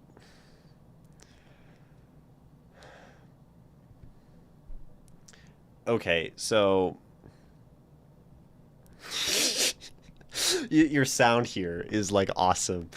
Falsely true-ish, like you get this like S sound that happens. Um, and like something about like falsely true-ish, the words feel like they really like blend into each other. And then it happens again with lucid depression. Like you can almost read this as a singular word by combining the D's by like with the elision of the letters. Elision is ending something and then starting the next thing with the same things, so they morph into each other. So then a lucid depression managed by reason. And I love how like reason calls to depression, uh, and that's just cool. That's just cool. Okay, my brain is in a state where it can be read, where there isn't sugar stuck holding screws together. I open the panel as I start to glitch. The transmission didn't shift smoothly. The gear didn't fully switch. I'm in two states at once. A falsely true-ish Boolean, a lucid depression managed by reason. I've felt this before. I'm hormone nothing. Withdrawn. I'll be fine. Collapsed after a few days. It's my brain. Me. I force myself, don't want to get out of bed. I force myself, don't want to go to the social event. Reason collapses these quantum waves like every previous time. I study these emotional bands like colors, fascinated by my mind. I feel like an intruder within this pathoscape. Am I just a tourist? Since I always escape? Is this scheduled state truly what I name? Is it severity feign? Am I, by keeping rice off my plate, appropriating real pain? So, I like how we call back to reason, right? Managed by reason, and then we have the thing that's being managed, and then we have reason again, is a nice kind of like structural shape going on for this poem, right? Uh, so then, this is the true ish of our Boolean, right? The reason that kind of manages all of this craziness. Um, Reason collapses these quantum waves like every previous time. I study these emotional bands like colors, fascinated by my mind. Unrelated to the text itself, but I love that the poem is so colorful now. And we are studying these emotional bands with colors. but uh,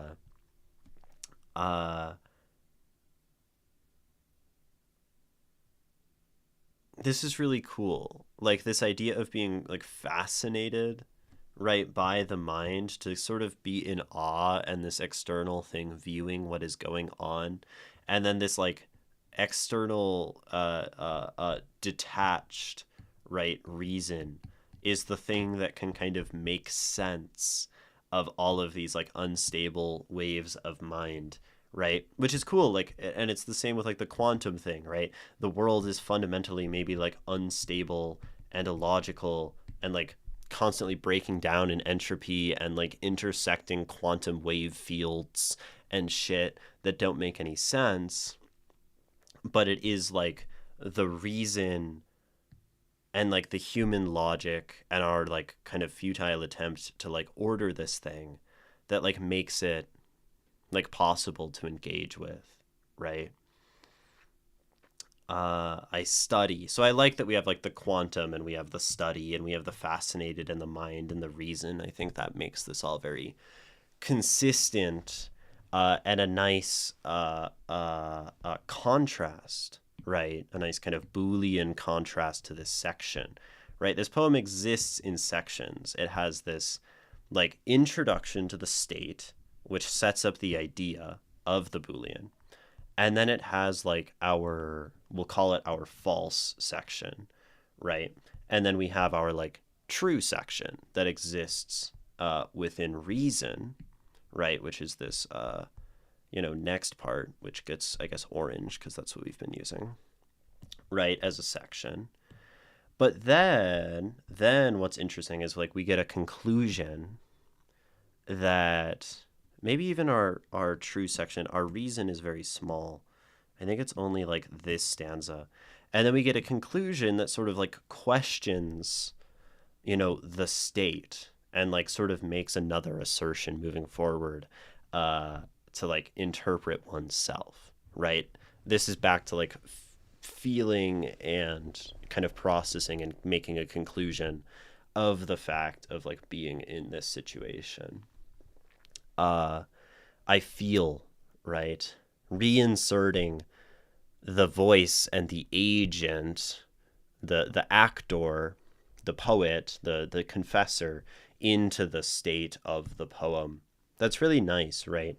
Sometimes confession, right? Sometimes confession begins and it's like, okay, here's me, and then like here's all my problems, and we get really like deep into the weeds of the problems, and it's just like, this is shit, my life is shit, and then we never come back, right? We never come back to me and like ground this poem in the fact that all of this is happening to a self, to a person, to a professor, to a confessor, right?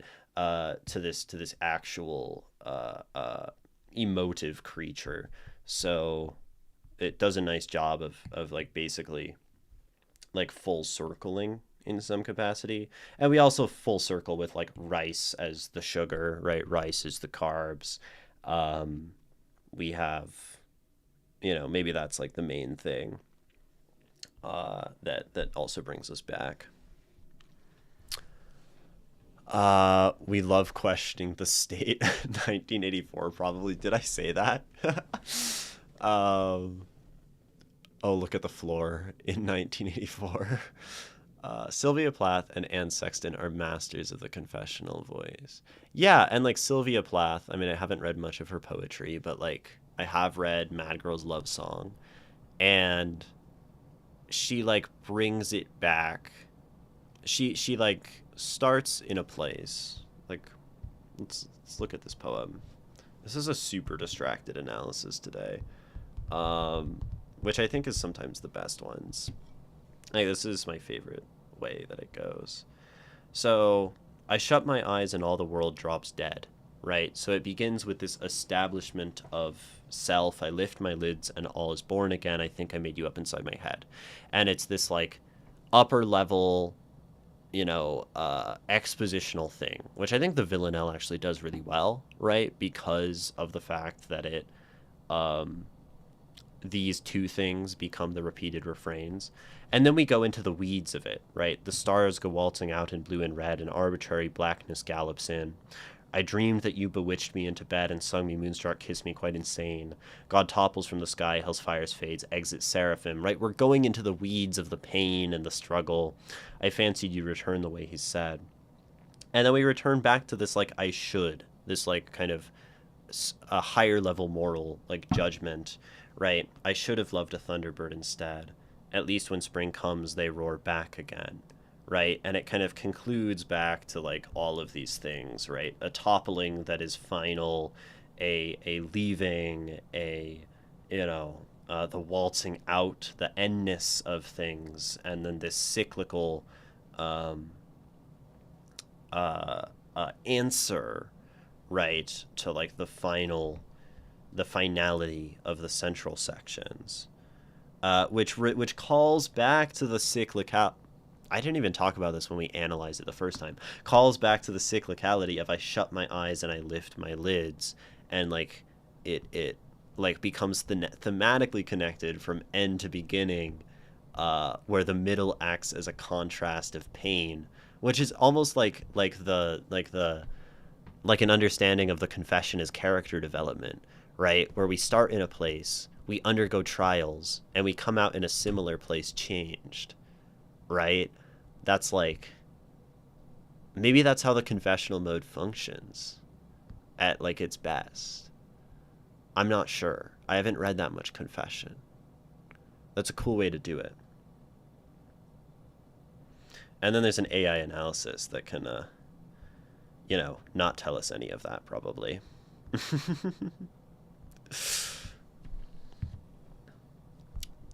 Besides, so this poem does that too, right? This poem does this thing that maybe is excellent confession, where it returns to the macro, from the micro and the involved and the conflicted. I didn't even know I was confessional until someone else pointed it out. I feel like that's how it be. I should probably step up my game quite a bunch. Even now, calling myself a poet, I still don't understand the almost cryptic images in these kinds of poems. Well, I mean, I think I think I maybe said it to you once, right? That everyone writes poetry differently. But that being said, I think like the desire to understand the crypticness of some poetry, will help you engage and write in that same way. And I think reading and looking at a poem with a sort of analytic mind can help you like understand that.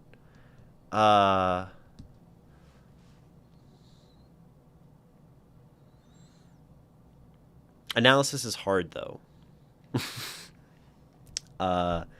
You may be surprised to hear me say as someone who does this, but analysis is a muscle that you have to train, right? Understanding a poem and like pulling on the threads of metaphor and symbol, dancing around with the sounds within a work. These kinds of things are trained. And when I started, so like, I've never taken a poetry class. Okay, I have never, trained as a poet. I have no formal understanding of this, right? I started streaming, I was doing calligraphy, someone wanted me to talk about poetry, so I started reading Bukowski, a rather, we can say, confessional. I think beat poets are fairly confessional. I started reading Bukowski, and I said, I don't get it, right? I what, huh? Why are you saying these things, you crazy, crass, angry man from Los Angeles? Why do you love the pigeons so much and despise the radio? Why are you telling me to drink gasoline? I don't know what you mean, Mr. Bukowski. And I sat there with it, and I thought about it. And I said, well, what could he mean? What could Charles mean when he says these things? What are all the possibilities? Why would someone say this? Why would you put this on a page? And I just asked questions like that for the last 2.5 years. And now I can do this, right? And I, I think in 2.5 years, I've probably analyzed 300 poems or something. So a poem every other day, roughly, we'll say. Um, so I really like have been very practiced, right, and intentional about learning how to analyze a poem and learning how to approach a work of art. But that's also to say that it can be done, and it can be done from nothing. Because I didn't know anything about poetry, right, when I started doing this. And I just said, I'm going to turn on a camera and I'm going to figure it out on with a camera on my face. Because then I have to figure it out, because there must be a conclusion for the people. uh, and at the start, sometimes I'd be like, man, I don't fucking know. I would get to the end of a poem and I'd be like, I would bang my head on it for an hour and I wouldn't know. I think Ishmael has sent a poem like that before, where I just couldn't put the pieces together. But particularly early on, I would sometimes run into unstoppable forces, at least from my perspective. So, yeah, just read and question and be curious. And it sounds like you are, right? So you'll be fine. Read things you don't normally read is my best advice. That might be read poetry you don't like. Uh, might be my best advice for poets. Um, Partially just because it's how I started. I chose to read Bukowski because I didn't like Bukowski. And my friend recommended me this Bukowski guy, and I got the book that said The Essential Bukowski, and I read the poem, and I said, this is garbage. I don't like it. It's weird. Makes me unhappy.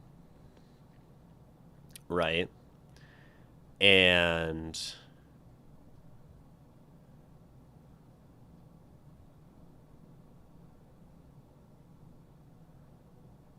then I read it, and I said, well, I'm going to understand this person who I can't understand right now.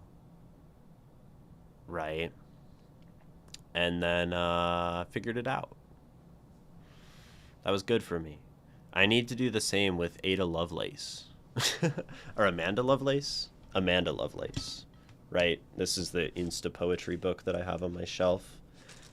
This is like something I need to take a concerted effort at, is reading this book that people really hate and I don't find myself particularly able to enjoy, and like try to understand it. I think that's a big project that I like would be very, very healthy for me. Vegetables and such. Because I think there's probably a lot of beauty in that book. And we can't like discard things because we don't understand them. Which type of poetry could I not like?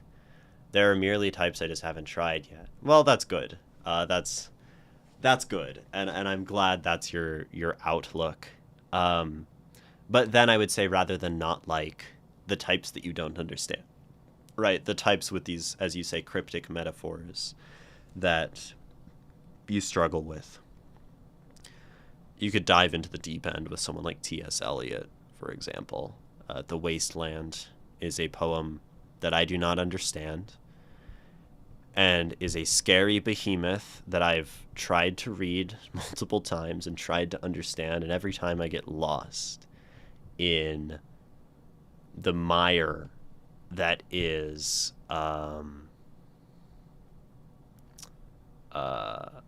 T.S. Eliot's writing. And I cry. Yeah, there are two ways to do it. Start with accessible or start with cryptic.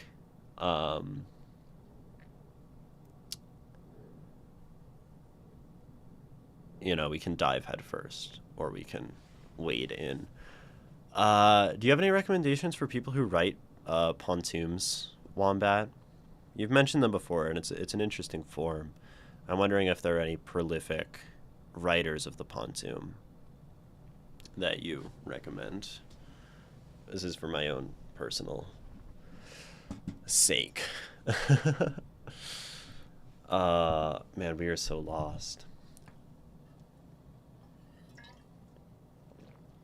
Haven't had like a real meaty 2-hour analysis in a while. I don't know any particular writers. It's just a really old form, but so powerful. Gotcha. That's cool. Okay. Zooming out, I feel like an intruder within this pathoscape. So I believe this is a furry combat wombat signature made up word, and we are combining pathos and scape, which is fucking awesome, right? A landscape, you know, a seascape, something, a place, one of your conlangs, yeah.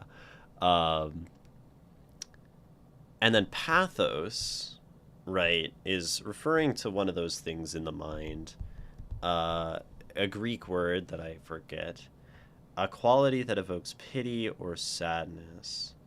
Um, but there's pathos, logos, and ethos is like a big idea in Greek. Um, logos is reason. Ethos is status or authority or ethical, and then pathos is emotions, right? So pathos is the idea of something carrying emotion, right? Really, if we go to like the Greek, the appeal to the emotions, the ideals of the audience, which is awesome, right? Because the pathoscape is going to be the landscape of emotion, which acts as a contrast to reason, right? And we understand ourselves in this poem through like reason applied to pathos, right? Applied to reason, right? Applied to pathos, back to reason. And it's like the circle of just like self understanding, which is very philosophically pure and beautiful. Uh, right? And this sort of makes sense. Reason is an intruder within the pathoscape. These things sort of exist separately in many cases, the left brain, right brain. But at the same time, right, this poem is really about like the pathos and the logos like merging into one, right? Two states at once. Uh, you know, and then we get the ethos at the end, which is cool. I bet the Greeks would eat this one up or something. I remember talking about pathos, ethos, and logos in high school English class, and like not really understanding uh, what that meant or why that was useful. But these are like processes within our mind, right? The emotional, the logical, the authoritative. Um, and this poem does that, right? The ethos, the questioning of what is right or what is good. Am I, by keeping rice off my plate, appropriating real pain, right? Am I doing something wrong by doing this? And then there's the, you know, logos of understanding the place of the brain, and there's the pathos of like the deranged, crazy person experience in this stanza. And then even there's some sense of ethos in the explanation, in the exposition. This is sort of like an authoritative laying out of things. That's cool. That is just like not very useful. Like I think this is this is where high school English fails, because they tell you about like pathos, ethos, and logos, and they're like, now go look at a text and like try to find these things, right? And it's like taking a hammer and just kind of whacking a thing with it, right? Because you're bending a text to your tools. And I think really how literary interpretation works is you take a text and you begin to uncover the questions, right? These have a shadowy veil of doubt cast atop them. And when you take the veil off, you find a bunch of concepts happening within that you can relate to. And in this case, we've found, you know, this pathos, ethos, logos.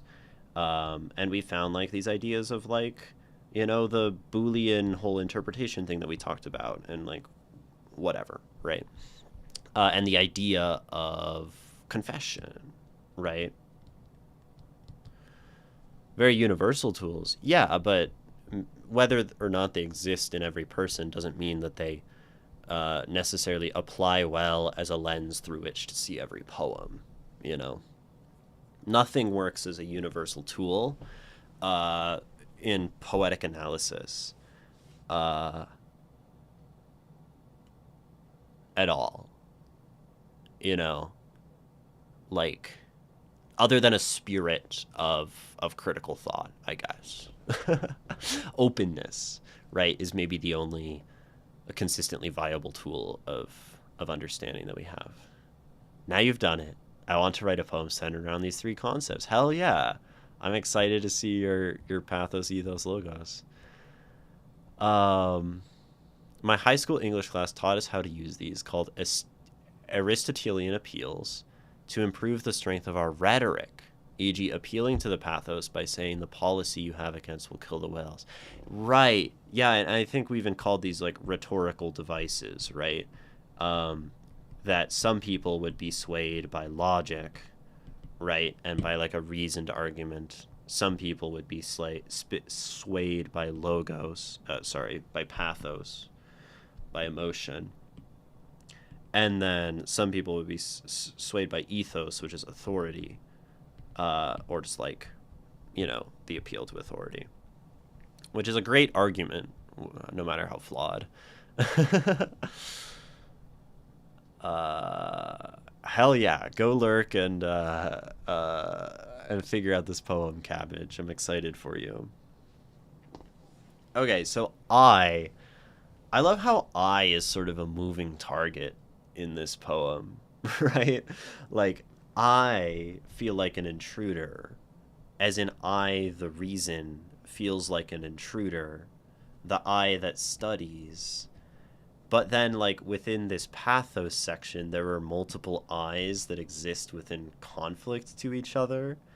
Uh, and I don't think it's the same I within this state as the reason, which is really cool, right? And then we pull back to a very tangible I of, like, the body eating or not eating rice, which is cool. And even, like, we don't start with we start with my brain. Like there's always a question of who's talking, my brain, or I, or the pathoscape, uh, or the two at once. We'll call it the two in one shampoo, of truish Boolean. Um, so that's really cool, right? The whole poem kind of like undermines itself in a way. Um,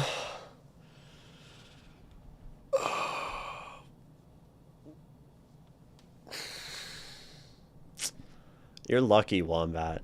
It just happened to be that I chose your poem on a day where I'm like really feeling like I'm want to get in the weeds. These days only come along so often. Maybe unlucky, but yeah, this one's beautiful. Like as a just as a shape, you know. Like my writings, your writing's beautiful too. More beautiful than my scrawls. Anyway, am I just a tourist since I always escape? So we have this idea, right, of like the logic coming in and the I coming in, and like briefly spending time within the pathoscape and within the space of reason.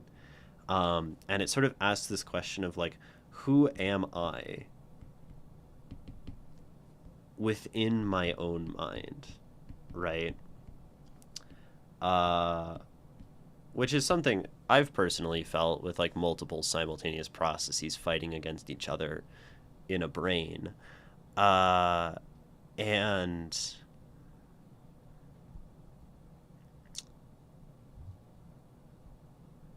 yeah, am I the pathos? Am I the logos? Am I the ethos? Am I the simultaneous state? Am I the detached state, right? Is this scheduled state truly what I name? I like this line, I think, at this point. It just calls into question, like, the fact, like, are we even talking about the thing, right? Is it really keto flu? um, almost lending us to just, like, question all the way down, like, is this caused by this thing, right? Is it severity feign? Is it, am I, overreacting to this thing? Is it a lie? Is it an illusion, a fabrication? Am I, by keeping rice off my plate, appropriating real pain? And this is such a curious line because there's like so many things going on. Real pain, right? There's like this assertion made that a sort of like self-imposed pain, or even like a pain of mental strife, or a pain that comes to end, or a pain for whatever reason that is this pain, isn't real, right? uh or that it is a pain but it is appropriated, and so like because it is self-inflicted it is not like worth the title of suffering, which is such a lovely um uh reflection on the confession, right? Because the confession is like, here is my pain. The confession is like, I'm gonna suffer on the page for a while and you're gonna read it, you know and you're gonna scribble all over my scars with colored pens. And and this line almost like undercuts the fact of confession, right? Is it even real? uh which just means like the whole poem in a way is like every part of this poem, feels like it's attacking another part of this poem in a way, right? The reason tries to undo the emotions undo the ethos is undone by the questioning.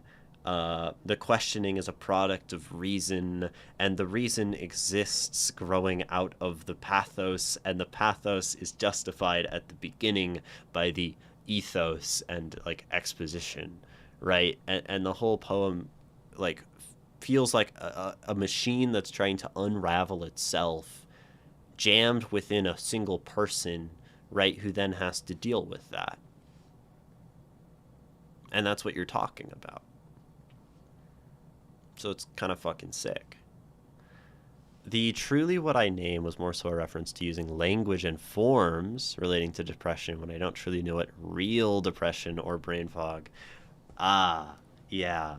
Um, this scheduled state of depression, right? Is this real depression because it's like this weird food depression? Uh, and is this, not actually the depression? I mean, I sat here saying this sounds a lot like my bipolar disorder, which, by this question is sort of the real, right? This is the real depression. Imogen, had psychotic and manic states and, wanted to like end themselves because of just like the mind. And then the question is like, well, there's your, keto flu depression, which is because of rice, right? And I love rice, right? Rice is just like this so small thing, feels minute and sort of unimportant. So it's kind of cool. But yeah, whenever I start keto after being off it for a while, like clockwork from the days like 6 to 10, I get bad like this. Then it goes away. Yeah, and that's like the scheduled state, right? It always happens. But then there's the thing, right? Are you just a tourist since you always escape? This can sort of be flipped, you know? Is it really the place you are because you always return? Right? uh, Rice plate, real pain. Yeah, it's a good sound thing, right? Rice plate, appropriating, pa, real pa, you know, um, all the way back to keeping, right? By, I, a good tight line. Am I by keeping rice off my plate appropriating real pain? Yeah, it's a banger. Um, I think that's all I got. um, you know, that's all I got. The most in-depth analysis I've done in a while. um,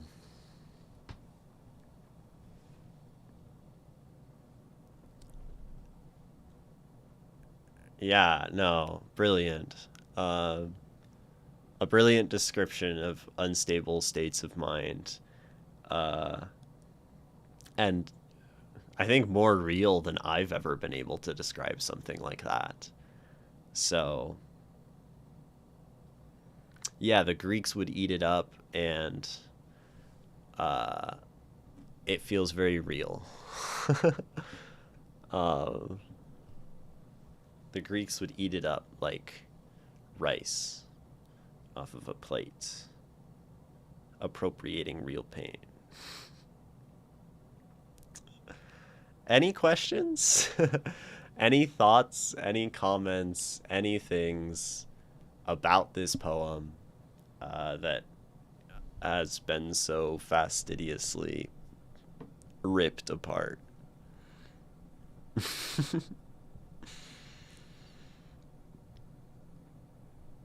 Because I've got nothing else to say on my own, unprompted. And you say thank you for reading. I say, Wombat, thank you for sending. But I'll say that again afterward. One thing I will note, the like every previous timeline is meant to be the line that really fuels the reason, because I've been through it a bunch. Like every previous time. I see. And it makes sense, right? Like, you'd be able to sort of come to an understanding of this thing through the repeated grappling with it, right? It's only a scheduled state because of reason's understanding, and that kind of ties this section down to this section in a way.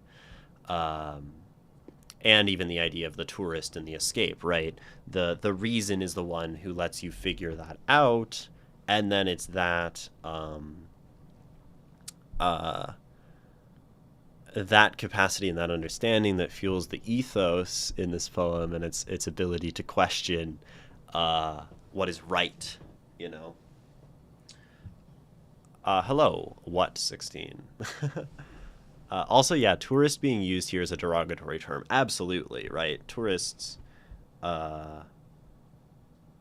yeah, and I think tourist along with intruder is what makes that work, right? The fact that intruder and tourist are associated by like their spot in the line definitely makes that hum in a nice way. Really, really tight poem. I I enjoyed it deeply, if you couldn't tell. Um, yeah, I'm gonna read it again, and I can actually be sure that I won't stop this time. Keto Flu by Furry Combat Wombat.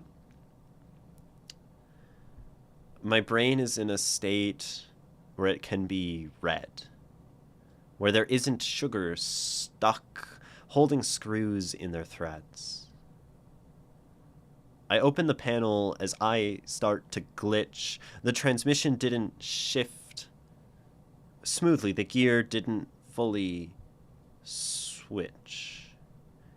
I'm in two states at once. A falsely truish Boolean, a lucid depression managed by reason. I've felt this before. I'm hormone nothing. Withdrawn. I'll be fine. Collapsed after a few days. It's my brain. Me. I force myself, don't want to get out of bed. I force myself, don't want to go to the social event. Reason collapses. These quantum waves. Like every previous time. I study these emotional bands like colors, fascinated by my mind. I feel like an intruder within this pathoscape. Am I just a tourist? Since I always escape, is this scheduled state truly what I name? Is its severity feign? Am I, by keeping rice off my plate, appropriating real pain? Keto Flu by Furry Combat Wombat. Yes, snaps in chat. Holy shit. I spent so long with that one. Thank you.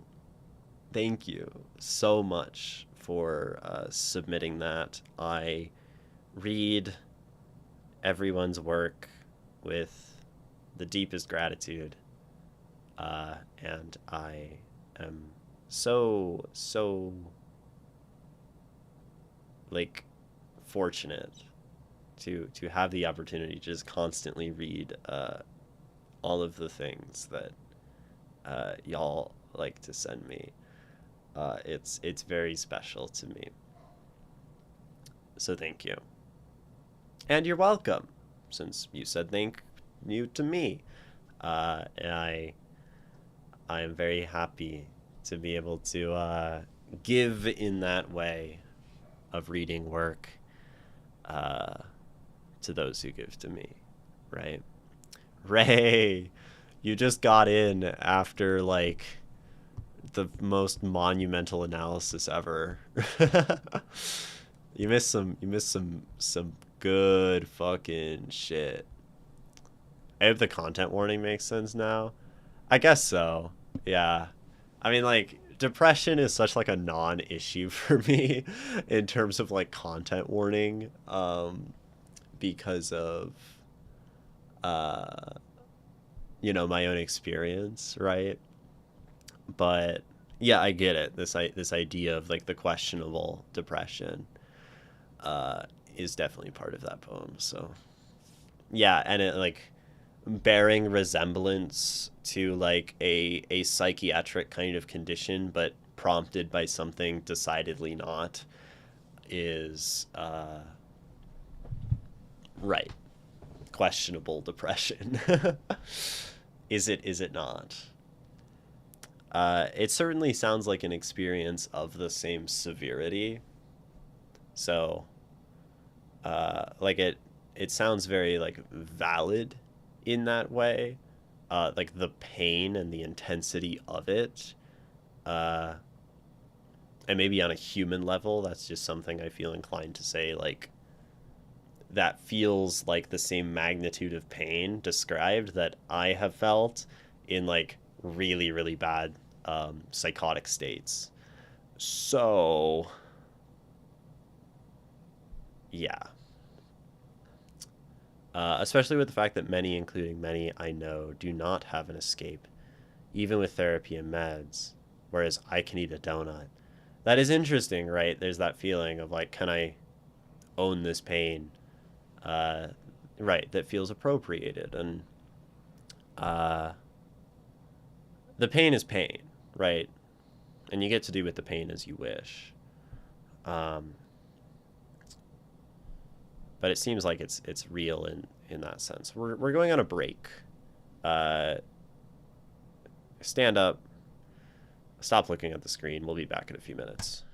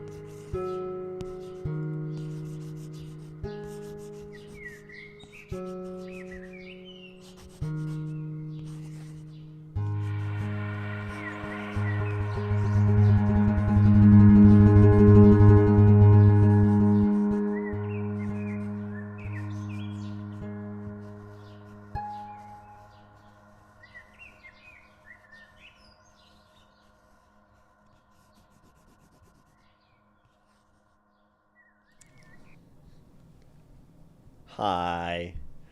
Welcome back. They are back. Yes, I know, Nano. I ran away as soon as you showed up. I promise I'm not scared of you. Welcome back, Ray and Rect and everyone else who still remains. Um, yeah. Yeah, hello.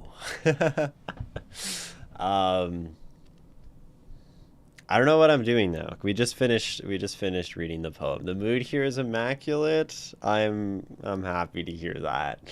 I don't know how much of the end of the poetry analysis you were here for, but what happens on this stream is people from chat send me writing and I read it and talk about it, and uh I tend to have at least a few thoughts on uh, on what people have to say, because I love writing and literature and words and stories and such.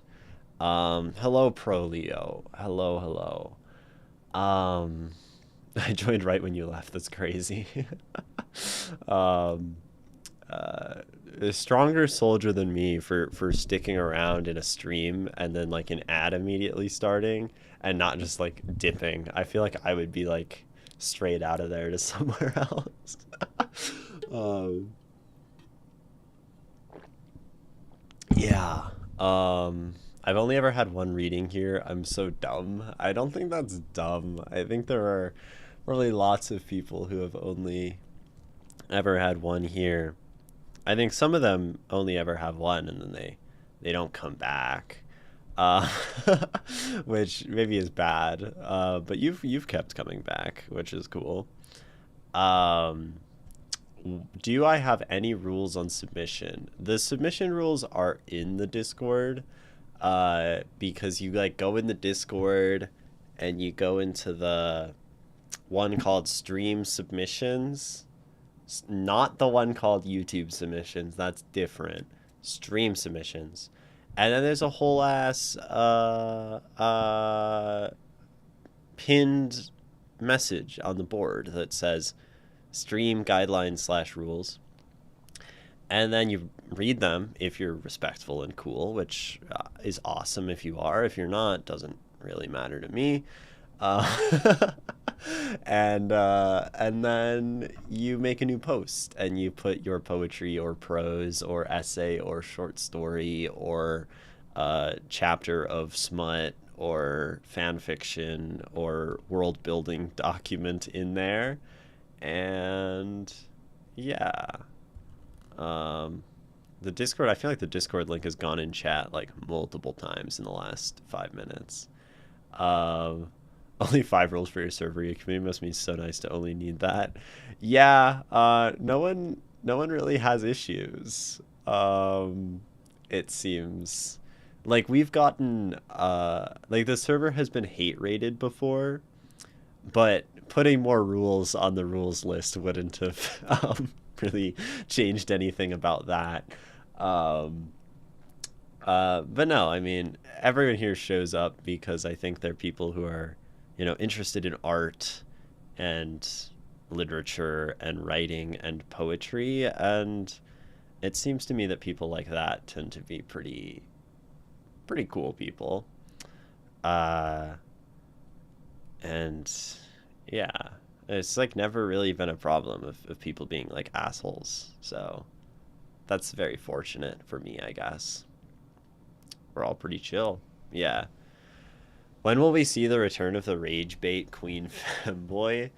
Uh, I can't imagine they're ever gonna come back, Wombat. But if they do, they will come back to me welcoming them with open arms.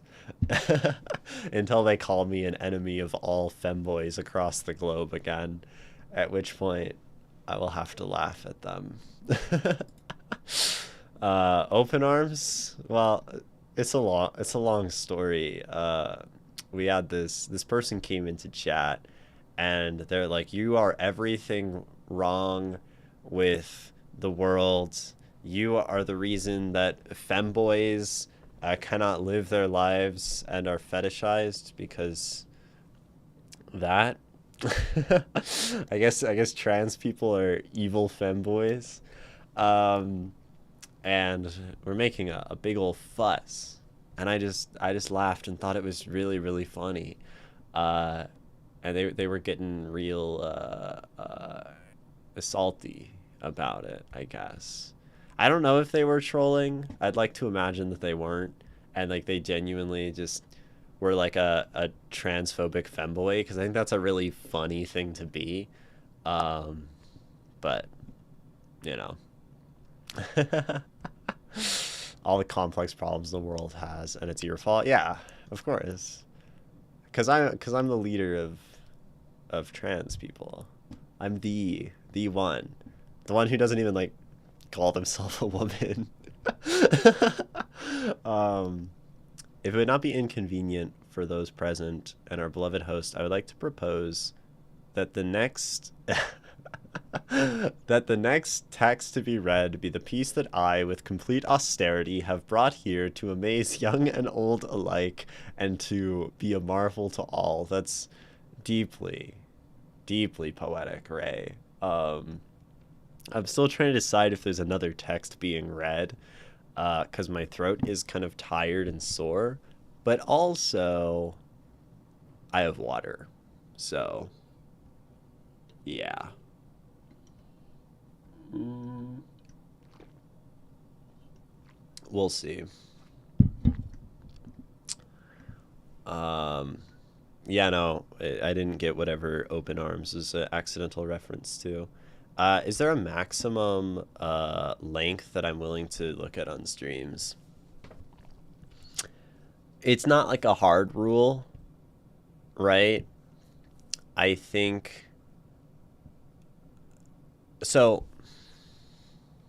It's not a hard rule because, right? Because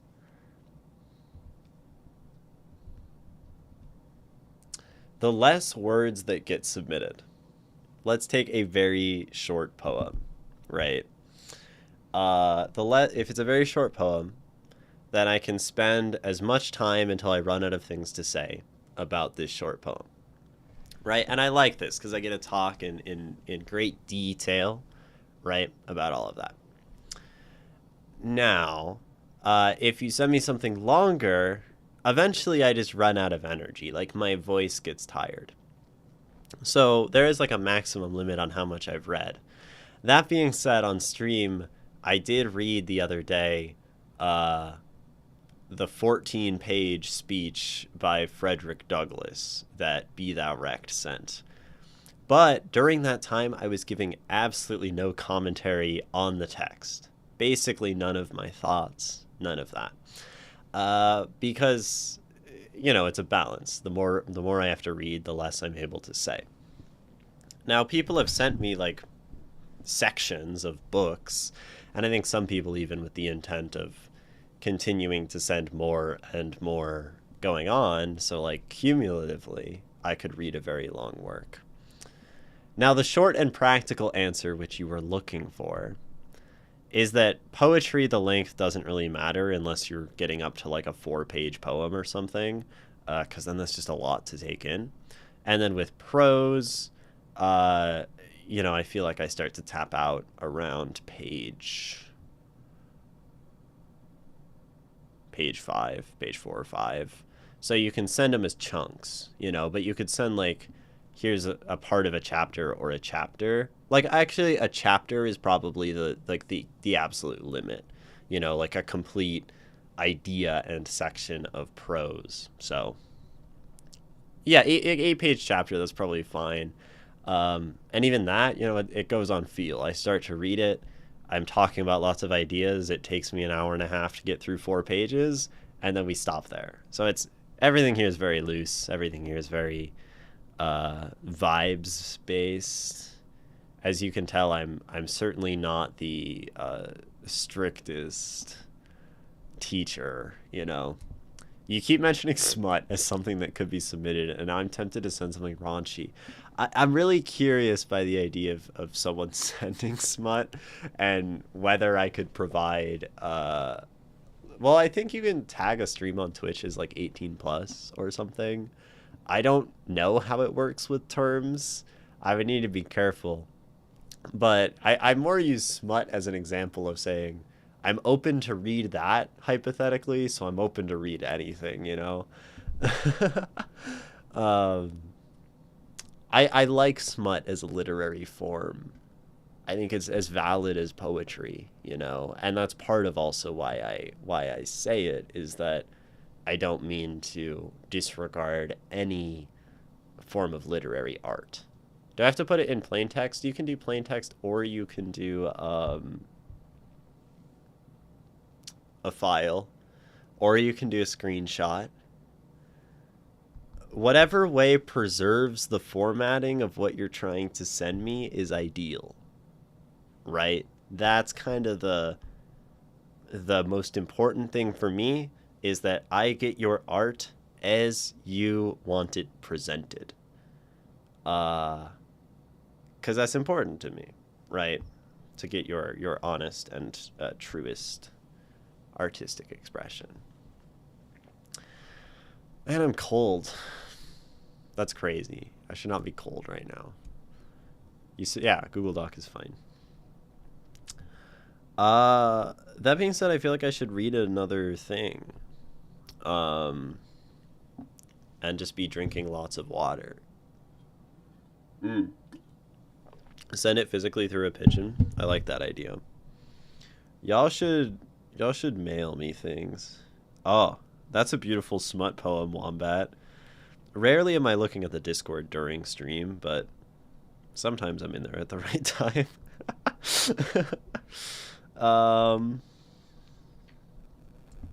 Cool.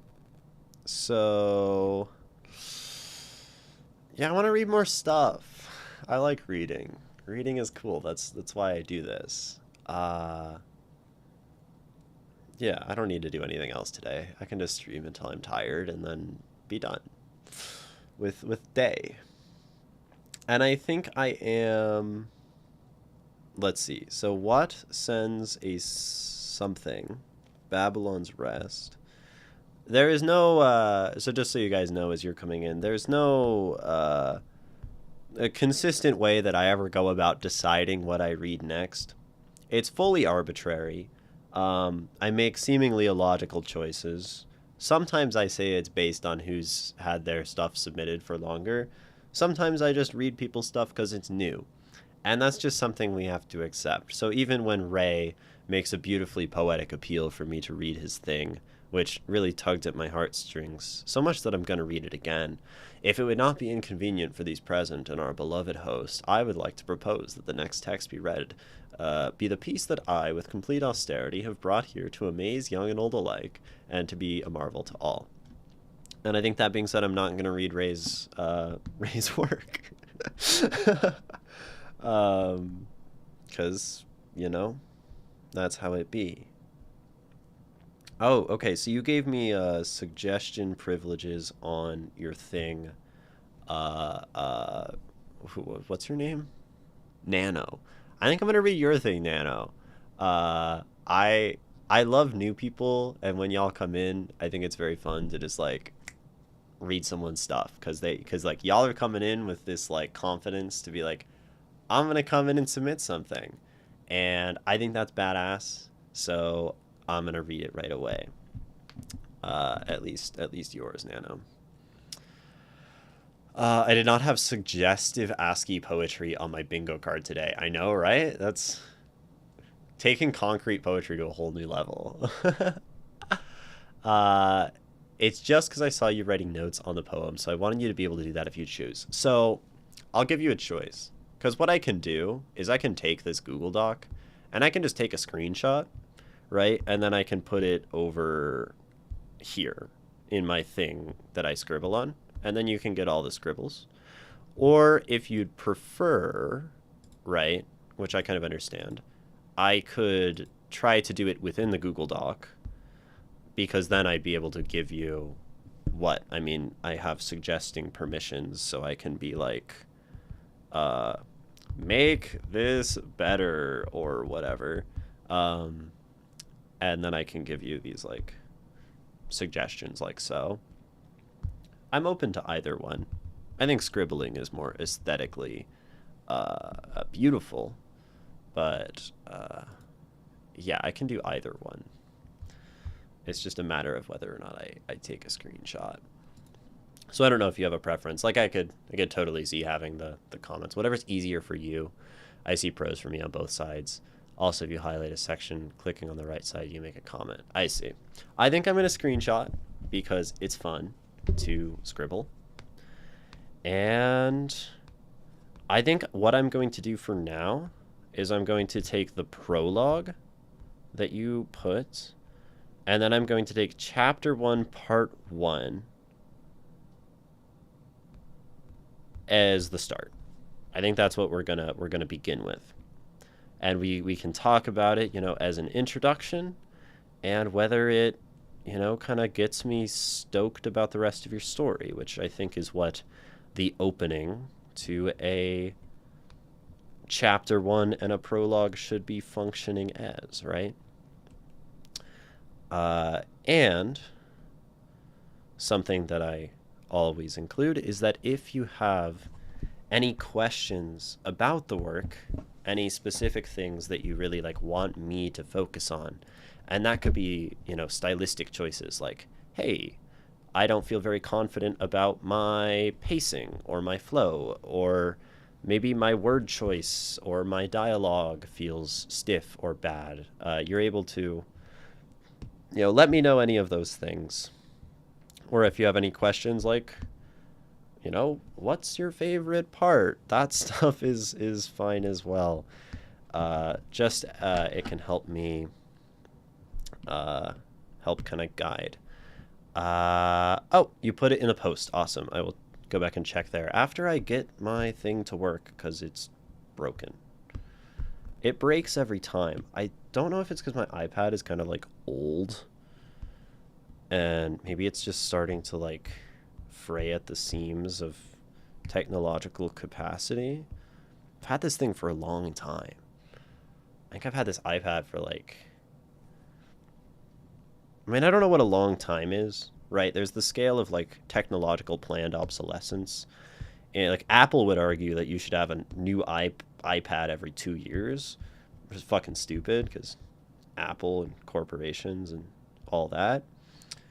But this was with me in music school, which was a long time ago. Okay. Screenshots are placed. Love the nail polish. Excellent color. Someone said that to me earlier, and I forgot to say thank you. So thank you, and thank you to them on their behalf, whoever said that earlier.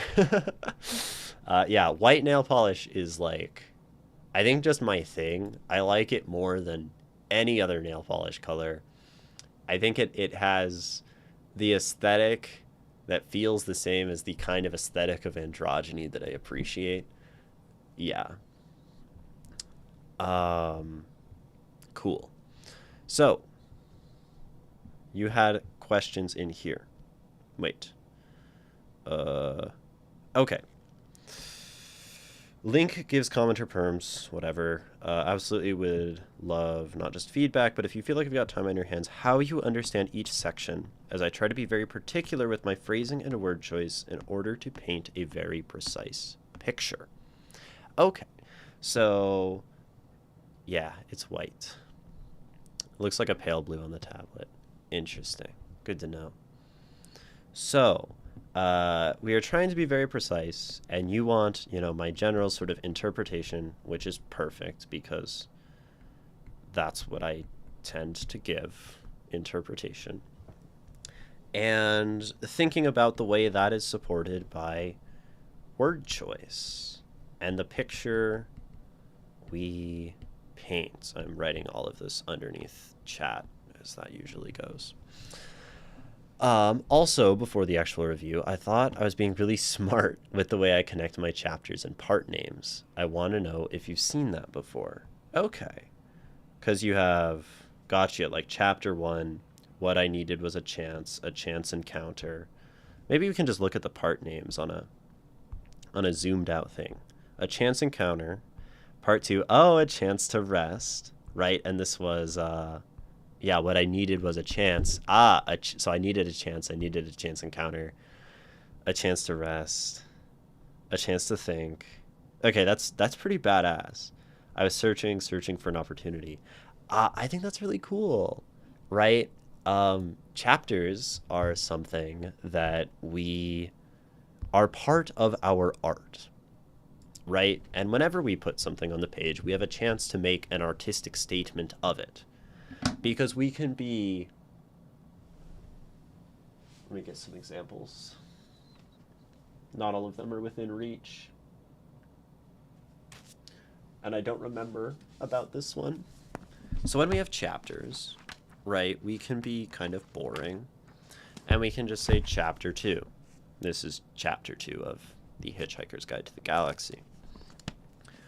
We can be slightly more interesting. I think of Dune.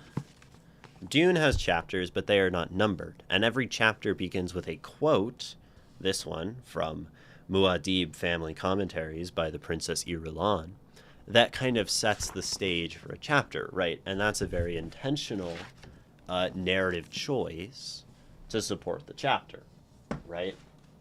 I'm reading this manga, or I guess I'm up to being current with the manga, so I'm no longer reading it.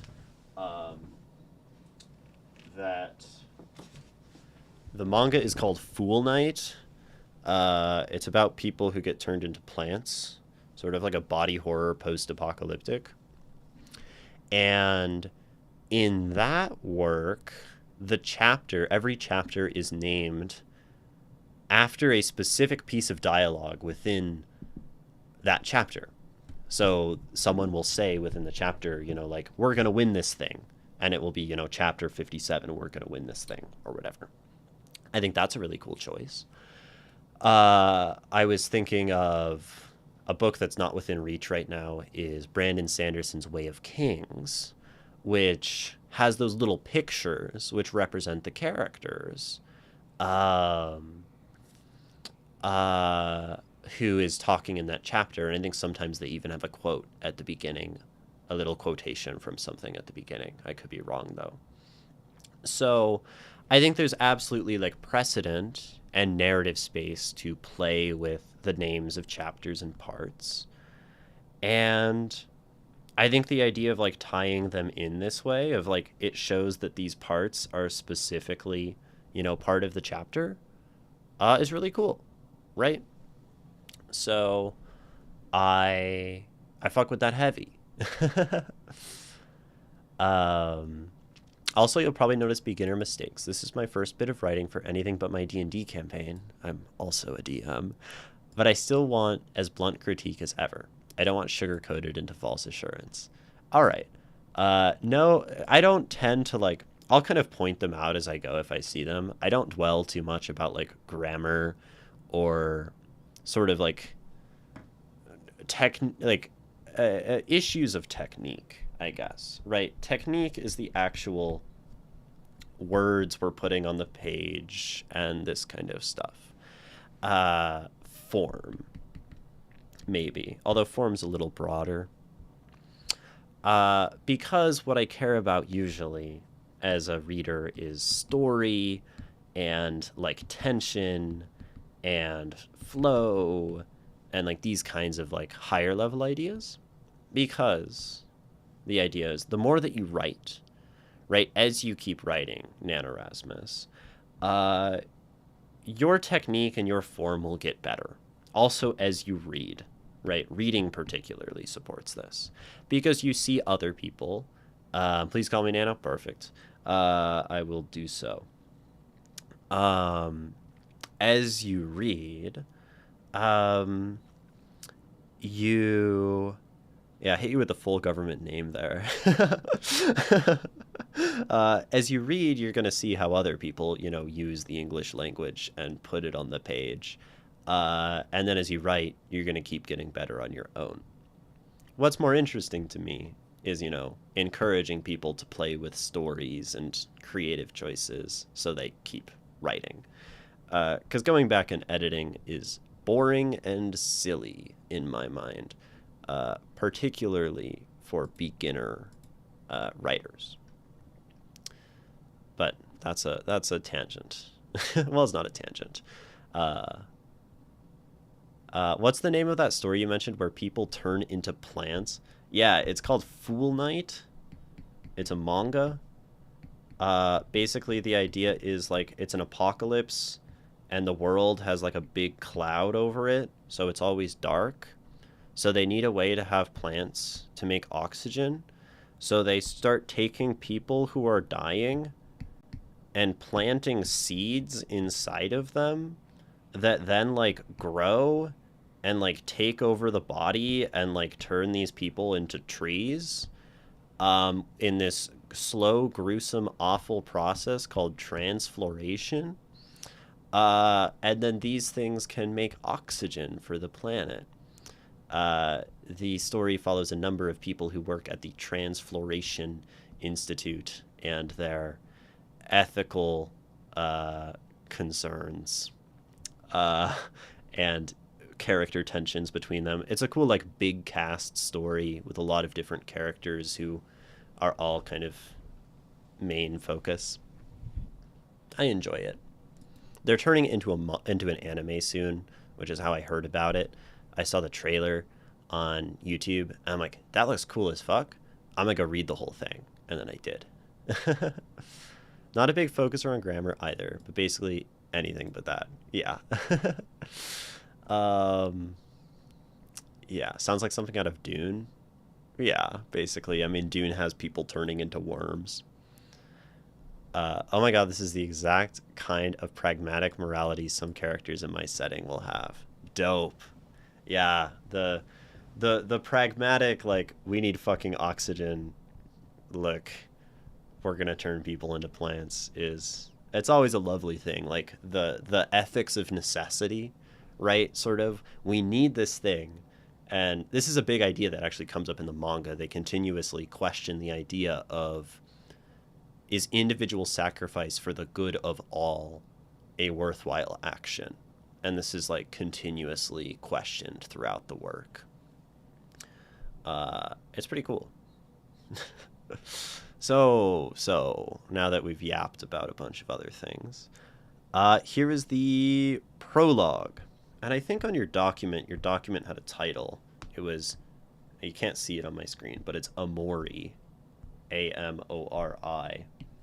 Maybe that's your world. Maybe that's the story. Maybe that's something else. Maybe we'll find out. Here is the prologue. And actually, before I start, because I can never actually get started, a prologue, right? What does a prologue do? I think is a useful question to ask. And I mean, anyone in chat can certainly chime in with your thoughts on what is the purpose of this object, a prologue or of a first chapter. I already said a little bit of it a second ago of kind of what I think, but prologues can do like very important things, and prologues can also feel kind of useless and tacked on. Sometimes fantasy writers will go in and have like 3 prologues, right? They'll be like prelude, prologue, whatever, and then they'll start the book. So, you know, of dubious function. To me, right, a prologue, first and foremost, should hook your reader, right? Whatever you're putting at the very beginning, your first sentence, you'd like it to grab your reader and grab their attention. A prologue IMO is an appendix meant to be read before the main story, usually disconnected from the main characters. Right, so it's kind of an appendix, it's kind of an extra thing, which, you know, sometimes you'll have a prologue and then a long time skip, something that does like a sort of pseudo exposition. Sometimes it like really makes you like ask questions, right, is one thing it can do. I remember in The Way of Kings, I don't totally like Brandon Sanderson's writing, but in The Way of Kings, he has a prologue that is thousands of years before the event of the main story. And it's so different from what you read as you go through the book that it's like this question, a seed planted in the mind, that stayed with me as I read the rest of the book, right? So it can sort of plant a seed for later. Maybe it can establish things like thematic material. And then, like, the prologue sort of gets explained by, like, the end of the book. And then you're like, whoa, it all comes full circle or something. So, lots of things a prologue can do. So this isn't to say that this prologue has to do any one specific thing, but we would hope it does something for the story. Like, for example, Harry being left on the Dursleys' doorstep by Dumbledore. Is that really the prologue of the book? It's been so long. Now we're gonna start reading. I know I've been delaying for so long. Prologue. All are created equal. You've probably heard that sentence 1,000 times over. It might be true in the modern world you're from, but try to announce that here, and you'd quickly find out just how wrong you are. I've got some meta stuff going on. I like this. While most of us live out our lives in painstaking mediocrity, there exists a minority who have been born with extraordinary powers. This is just a fact of life. We call them gift bearers, and the powers they hold, gifts. Gifts come in all sorts of specializations, from knowing the exact ratios of minerals in a rock to controlling people like puppets on a string, all the way to powers so akin to those of Mother Nature herself. Their wielders are considered gods, even long after they're gone. You might expect these powers to single-handedly define social classes. The thing is, anyone could be a gift bearer, and they would have no idea until it unlocks. This typically happens in high stress or even life or death situations, although there are exceptions. Some non-bearers fear the power of malicious gift bearers, and malicious gift bearers are kept in check by the risk of a victim unlocking even more powerful gift. So, I'll stop there for a second. One thing. So I think you do something kind of clever at the beginning, right? All are created equal. You've probably heard that sentence 1,000 times over. It might be true in the modern world you're from. And this sort of serves in a way to pull your reader in, right? Because you're engaging with something like that they understand. You're asking a question of the reader. You're sort of placing this world within the reader's understanding of life. I think it's kind of cool that you're setting up this question of this hypothetical character who understands, right, the modern world you're from. I mean, maybe that's something you're doing. This could also just literally be sort of like from the author themselves. I like the idea of someone within the world speaking to me, though. That's very strange, and the fourth wall is a fun thing to play with. But try to announce that here, and you'd quickly find out just how wrong you are. Now, so we go in and start talking about gift bearers. And I think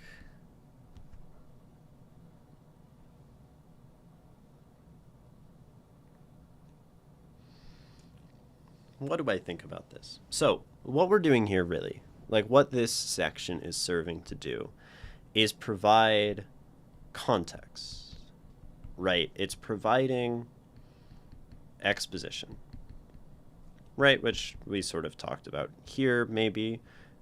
Setting the stage, pseudo exposition, right? And that can be helpful, right? To sort of set our reader within the world is a nice thing to do. At the beginning of a work, we have to do some exposition somehow to have our readers understand.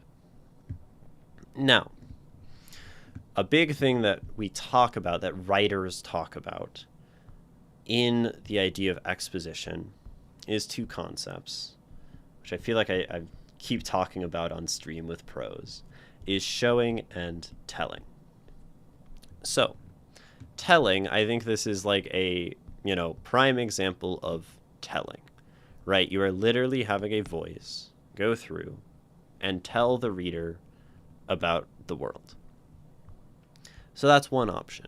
We say the world is as such, it has gift bearers, there is inequality, their spark has to ignite if, they have to unlock, as we say in this.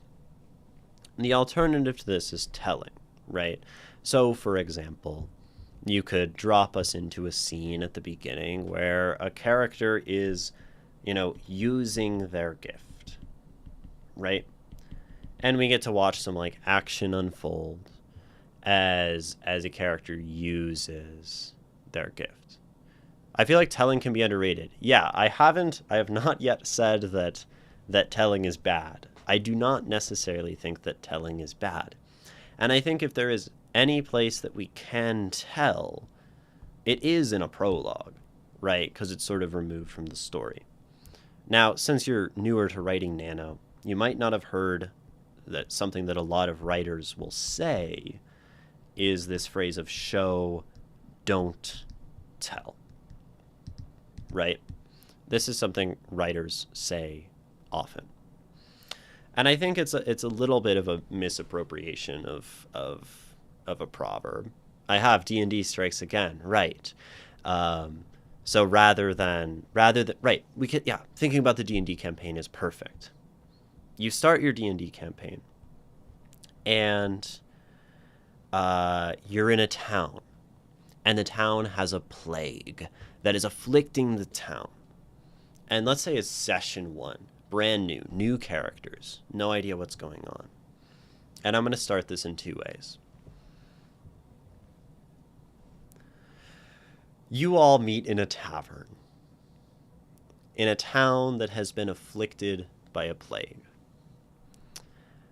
You've heard the news coming from, as you were staying in a distant town and decided to come here to deal with the plague. That's why you've met here. You're working together as a coalition of heroes to stop this thing, right? I have told you the setup directly. I don't think it's boring. It works. It gets the point across, and it does so very quickly. But we can try it another way. You all are in a tavern. It's a bit dirtier than you would expect in the center of a town this size. And you can hear ringing from 2 of the corners a wet coughing. You notice whenever the sound rings out in the room, the barkeep shudders a bit, looks at you warily.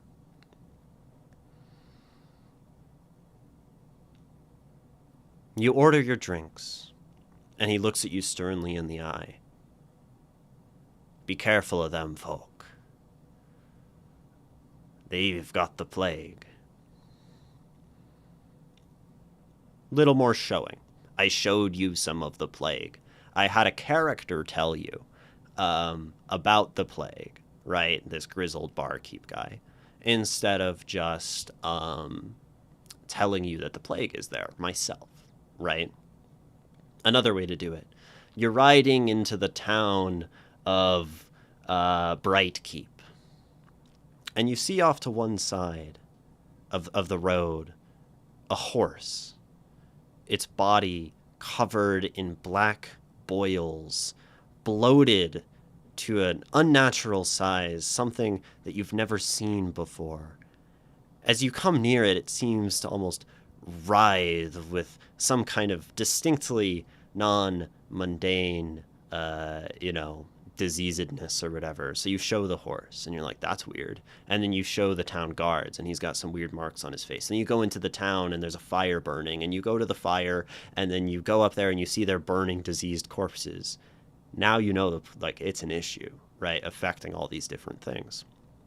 So showing can be really good for that vividness of the world and that kind of engagement, right, with that storytelling. That being said, every time I got more detailed into showing, it takes longer. It just takes more time to show than it does to tell. I can tell you something very quickly. One addendum, it might be a philosophy we could adopt, is don't tell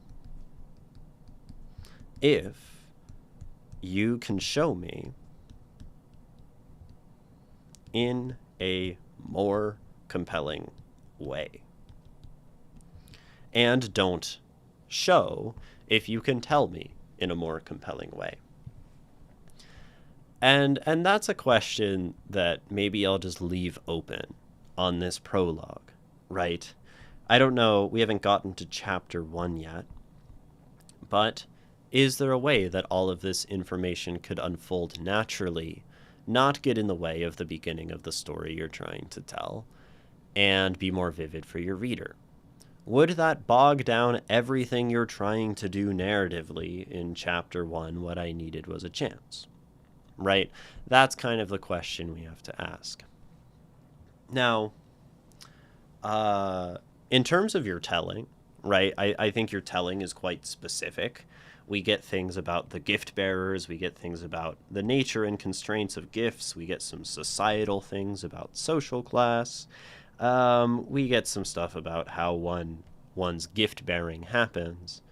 And it all happens, very quickly and concisely. And I think that's kind of good if we're telling. Something we have to be careful with this kind of start is something you've probably also heard in D&D, right? The notion of a lore dump, right? When you throw so much information on your reader that they get overwhelmed. And that means, I think something becomes a lore dump when you start telling your reader things that they aren't sure feel necessary, right? When you're telling them about some obscure town in the history where the first gift bearer was awoken 700,000 years ago, and their power manifested as the ability to push water with their mind. Now we're getting too in the weeds. I'm lore dumping at you, right? So we need to be careful of that. That makes me want to drink water.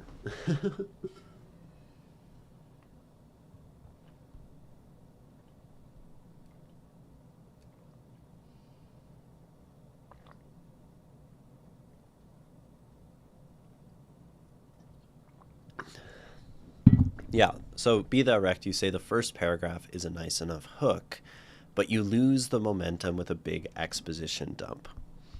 And I think that is a case, right? You do lose some momentum in your prologue, right? Because I think the idea of, this person from this world, like, talking to me, the reader, is cool.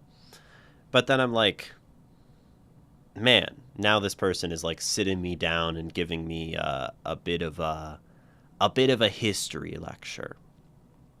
Now, I think there are ways we can make this not lose as much momentum, because you've done something very useful. Is you have given us a character, right? Someone is talking to me, and I think that's something I latched onto very quickly. And I wonder if this kind of lore dump is even just going to be more interesting if it's told to me more so by this person, right? If, like, let's say we really want to have this person telling us about this lore at the beginning of the work, then I want to know who I'm talking to, right? As readers of fantasy love to be able to picture, the setting. And pulling your reader into a conversation with your character is kind of a brilliant way to pull them into your book. You mean like the first and second paragraph? Yeah, right. While most of us, right, the use of like I am talking to you, and I don't know if there's a way to have this person talking in a way that continues to expose things about themselves, right? Like, I saw this thing one time. This happened to me, or in that way. That might be a way to, like, shift that, just sort of speaking of lore, if we decide we need to keep it, right, into something engaging, or more engaging, right? Because, you're like, okay, wait, you're telling me that, like, lore dumping can be bad, but why? Why is lore dumping often bad? And it's not always. Lore dumping can be bad because you have lore and you think your lore is cool. I know you think your lore is cool, Nano, because you've written this much about your lore, and you're writing a story within your lore, and you want it to be a whole book. I have absolutely no doubt that you think your lore is cool. But I, as a reader, as the general reader, you haven't sold them yet. There is no guarantee that your reader will actually think the same thing. They have no reason to care, necessarily. I go up to a random person on the street, and I start telling them about, I'm going to use this example again, the political situation in Mongolia. And I start telling them about, Mr. Senator from Mongolia, and he's doing these things, and there's Miss other prefectural governor from Mongolia, and they're doing these things. And you don't care. You're like, why should I care about Mongolia, right? That's that, you don't care. But if I go up to you and have a conversation, and I engage and give you a reason to be interested in this, right? I'm like, have you heard about this thing happening in Mongolia? And you're like, no. And I'm like, oh, well, this is like really important to you and your life. If this Mongolia election happens in a certain way, it will affect your life. Now you care, right? So we need to give our listener a reason to care about the lore in Mongolia. We need to give our reader a reason to care about the lore in our world. Usually we do that through characters. This is where like show don't tell comes in, because characters do things. And naturally when we see a person, we want to empathize with them because they're like us. They're human. So if we show a character, we'll like kind of be like, oh, who is this person? I want to know about this person. Because that's how humans are. We're curious about humans. And in that way, using what you've already put in the page, this person could be that human or that, intelligent mind. And I think you have a very lovely opportunity that you've set yourself up for to, make this an interesting voice. Imagine going up to a stranger and trauma dumping your backstory to them. They'd probably call the police. Yeah, but once they're your friend, you can trauma dump. My reasoning for the prologue lore dump was due to how baseline and basic it is in the setting, and a lot of people don't make sense without it. I didn't want to make the people have to reread, and I think that's very fair, right? It's very tricky because fantasy comes with all of these like changes and all of these things about our world that is unique, and we need to put our reader within that. Admittedly, I haven't read a fantasy book in about a year, but previously I read a fair amount, and I can't think of one I've read that starts with a lore dump. They start with characters or one or two orienting paragraphs at most. Yeah, and I think one good thing, right, is your reader, we can think about your reader, Nano. Your reader is probably a fantasy reader. You know, you're writing a fantasy story. So your reader probably reads fantasy. And no matter what, your reader probably picked this book up off the shelf. You know, let's assume your book is in a bookstore. We'll give you that. I don't have any books in a bookstore, but you might. They went to the fantasy section. So they know that there's going to be some things about this world that are, you know, magical and maybe weird. And there's going to be some, you know, maybe some like crazy demons or some like powers. Or there's going to be, you know, flying monsters with scales, right? We'll give you that. See, we're being generous. Well, I mean, I haven't been in a bookstore yet, so I love to be generous. I love to entertain the fantasy that everyone in my chat will get their books published, and will be wildly successful and make millions of dollars and have the next big fantasy series. Do I think that's the case for everyone? Well, a lot of people are sending me unfinished works, so that bridge we haven't even gotten to the river, you know? But we can speculate. That's what fantasy's for. So your reader knows there's going to be things about your world. And I'm trying to think.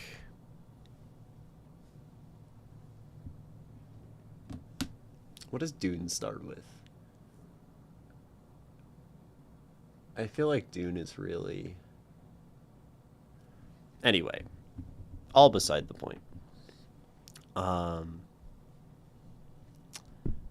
Yeah, I think those ideas are enough of guides to send us in the right direction. Let's read the next paragraph. Of course, gift bearers aren't inherently evil. Some are benevolent. Take the goddess Aldeira as an example. She had the ability to form equal exchange contracts with the universe itself, a power said to have been created through generations of selective gift-bearer breeding by the noble heritage of the Aldendale kingdoms. She was kept locked up most of her life as the kingdom's secret weapon, yet when she broke free, she didn't seek vengeance. Instead, she saw the non-bearers struggle and made a contract with the universe to allow anyone to train their crafts and skills past normal limits to the point of being comparable to low-power gift-bearers, exchanging their limited time on this plane for powers through training, the result of said exchange being called the techniques. So, this is the part where I'm kind of like,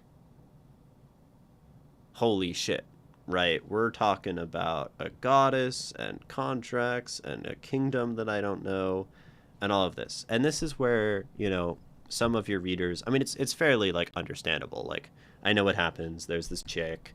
She's like, you know, selectively bred to be super powerful, kind of like Dune. And she breaks out, right? She helps people. It's cool. This is important because now there's like some better equality maybe between the non-gift bearers and the gift bearers, right? And that seems like a really big foundational thing. I wonder, right? I wonder, because I'm actually really interested in this girl. She sounds super cool. If you could tell me this from her perspective, right? Because if we think about the prologue, right? I don't know how many years before what her name is. What's her name? Aldeira, right?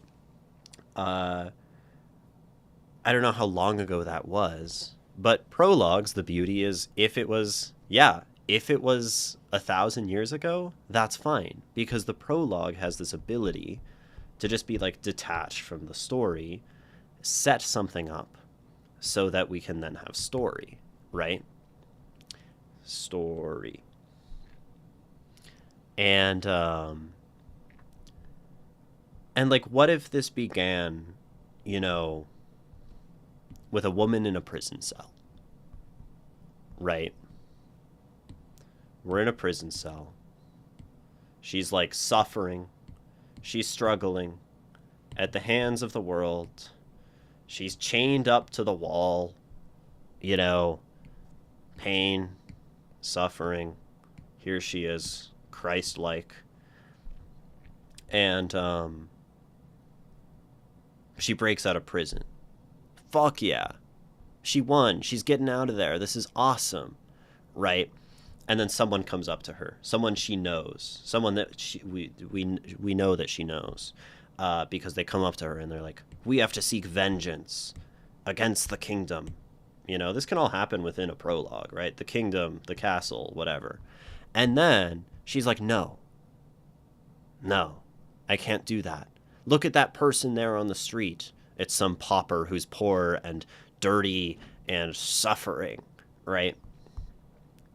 They're like me in the cell, a victim of the kingdom. We need to help them. We need to make them equal with the gift bearers. Like me. Oh, bam, we got our exposition, right? There were gift bearers. And then it's like, you know, she does a thing. And then now there's, you know, she makes a contract with the universe and God, and now people get a chance. That would sort of tell, that would sort of show, right? All of these points that you're trying to establish, right? Through a story like that.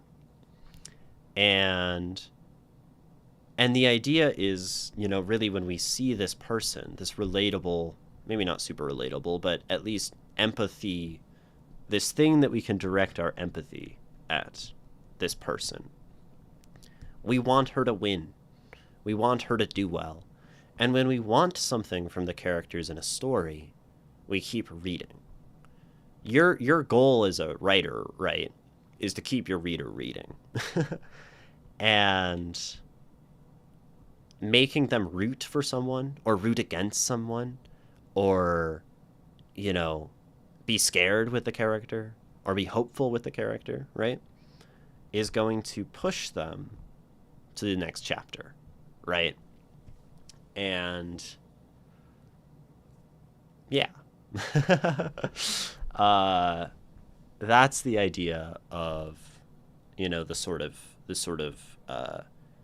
showing and telling, right? When we go back to my D&D example with the plague, and we see the nervousness of the barkeep, and the fact that someone tells you to stay away from the sick people, I feel a little scared alongside him. In a way I don't when I, the DM, just tell my players, oh yeah, there's a plague, it's bad, you're here to help, you know, you're here to solve it. You know, and that's maybe an exaggeration, but I think the point stands. So, you know, and in that case, right, I would rather, right, this might sound crazy. Let's say it takes you 10 pages to tell this story of the goddess Eldira. I would rather read 10 pages of gripping story about a character because I love that and that's fun and that's engaging. I'd rather read 10 pages of that than, you know, one sentence of just a world of just like, you know, here is the socio-economic situation in the kingdom. Right? So that's one approach. One approach is to, you know, try to tell all this through a story, or like the other idea, right, to have this told by a person who has a story and is interesting. But I think your world building is really fucking cool. I will say that, right? I think this idea of a goddess who sort of made it possible that like this genuine hard work can come up in contention with these gift bearers is nice, right? Because then you can have maybe the idea of a gift bearer who's static, they're given their gift, but someone who works hard enough can maybe even like surpass them, right? If they truly have that force of will. You have this whole idea of like eugenics introduced, which is like a lovely tension for a story because it's fucked up and bad. You have, you know, class division and struggle, right? You have sounds like interesting gifts, right? The idea of exchanging with the universe, or, you know, it sounds like you have some room for some pretty cool powers, right? And some flexibility to your magic system. So, like, it's cool, right? But you want to tell it in a way where your reader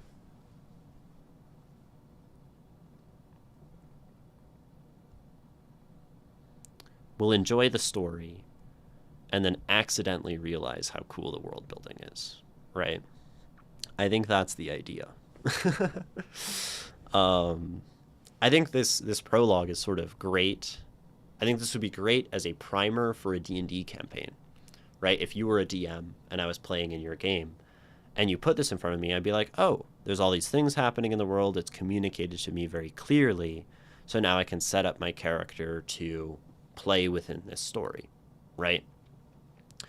But that situation presumes my engagement. It presumes that I'm going to make a character in your story where your reader can put your book down, right? We need to force it to stay in their hands. So, and I actually think the writing itself, like, is good. That's why I say, like, it'd be a great introduction to a campaign setting because it's well written, it's clear, it's concise, you know, tells us about some places and some locations and history and character, and does it in a like short spot. It really makes sense that you're coming from like a D&D background. Slightly different than a novel though, right? Um we're going to take a brief break. I need to go to the bathroom. I'm drinking lots of water. We're going to continue this one after the break. So yeah, I'll be back.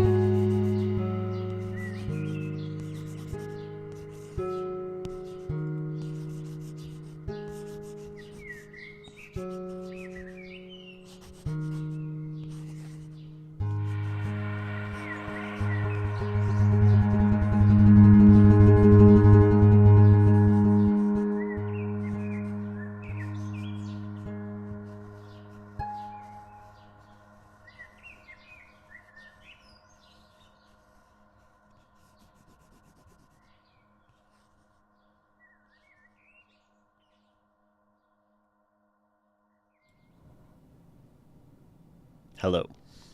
Welcome back. Welcome back to all. Welcome back, Proleo and Nano and Beta Rect and whoever is still around. Uh, yeah. We are still here. We are still reading. We are still. Wrong thing. We are still reading from Nano's opening to the fantasy thing. I do want to ask you, Nano, because I have just given you like a shit ton of information. Like this is a lot to take in, and I understand that. I mean, if someone said all of this to me, I would be mildly overwhelmed by the amount that the person is speaking at me. So, I am super down to continue to chapter 1, but if your brain is like melting right now because of all of this, I don't want to, keep talking about it for your sake. So I guess I'm just like checking in, right? I knew most of this, not including story specific examples, so I'm fine. Okay. Plus, I'm a champ at information absorption. Awesome. Uh, always good to check in, and glad we can keep forging along. Uh, Also, something I want to say uh, is I've said all of this about your prologue, and I actually don't think the next thing you should do, like, is go rewrite your prologue.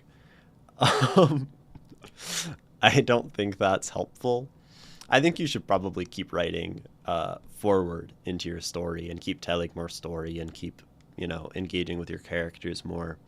I think generally as a new writer, going back and revising stuff can kill a lot of momentum. That being said, yeah, to continue with critique in mind, exactly. Um, that being said, also, if you feel like super fucking stoked about rewriting or editing or modifying the prologue or expanding the prologue, then do that, because you should always do what gets you writing and gets the pen moving. But anyway, they say gift bearers produce gift bearers, that 2 gift bearing parents basically guarantee a gifted child, and yet with all odds in my favor, when I needed one the most, someone had to come save me. I like this line. I like this part, right? It brings it back to the me. I think those are my 2 favorite parts of the prologue, right? Is the person who's talking to me, because I'm curious about who they are. But chapter 1, what I needed was a chance, which is kind of cool. Segues from there to there, even if we're talking about a different I. That's cool. You'll probably notice the writing improve the further along you are, especially in part 3. Awesome. And I'm glad you're just forging ahead with it. I think that's a great place to be. Part 1, a chance encounter. It was about noon. My parents had sent me out to buy some food. The marketplace was crawling with people of all sorts, merchants calling out to potential customers and pickpockets left and right. So pretty much the usual. That was until the troop horn blew. The King's Guard were escorting something through the street. Everyone rapidly moved away from the main road to make space, and I was pushed into a nearby alley in the commotion. Deciding I should probably head to a different marketplace, I moved through the alleyway to reach the other side of the block, but I was quickly stopped by a middle-aged man. He seemed drunk. "Well, you're certainly a young one," he said, slightly amused. "Look, kid, I don't want your death on my conscience any more than you want to die. So why don't you just hand over what you've got, and we call this even?" I was about to run. He hadn't even drawn a weapon yet, so I thought I could easily outrun him if I acted quickly. Yet my legs froze. Was I scared? He barely looked like he could stand upright. Surely he couldn't catch me. That's when I noticed the bottle in his hand, the sheen of the glass, and how it was extending up his lower arm. He was actively turning his hand into his weapon. Well, what's it gonna be? That pouch or your insides on the pavement? He asked as he gestured toward my belt. My body was refusing to respond. My feet weren't moving and my mouth wouldn't speak. All I could do was watch him as he approached. So, in terms of what I was saying earlier, I like this, right? You're giving us action and you're giving us a character. You're giving us someone who is scared, a kid being threatened by a guy with a fucking glass hand who's gonna, just rip open her guts and for like a bag of coins. Tough spot to be in. I like it. This is sort of in media res is the phrase. Is Latin. That means in is like in, media is the middle, and res literally means thing. In the middle of things, right? So we're starting basically with some action, right? With this girl, and she's being threatened and she's afraid and all of that. And I think it's good. Like, is this a girl? I think I assumed it was just a girl, but I don't think there's anything saying it is. He just says kid. Could be a boy. Don't know why. Interesting. Not disclosed, but yeah, okay. 50-50 and I won the coin flip. 19-year-old girl. Gotcha. Yeah, so, I like that we're starting with this action, right? I like that we're starting with things happening because this gets us, like, interested. We care because we don't want her to get killed because, she has to buy food for her parents. And this was all just like an accident to get to the other marketplace. It would really suck if she got disemboweled right here. I think, right, something important in fantasy that I notice is placing the setting very clearly, very quickly, right? The setting. Because fantasy, right, I think it is no longer safe to assume that fantasy exists within a world of, knights and kingdoms and all of that. Now, we do talk about it in the prologue, and like we have some knights and kingdoms, and we have some king's guard, so we have a king. But just looking at this, right, we've been told that there's a market, there's merchants, there's pickpockets, there's a horn, there's a king's guard, there are buildings, right? I was hoping the first paragraph of the prologue conveyed it wasn't modern. Yes, it did.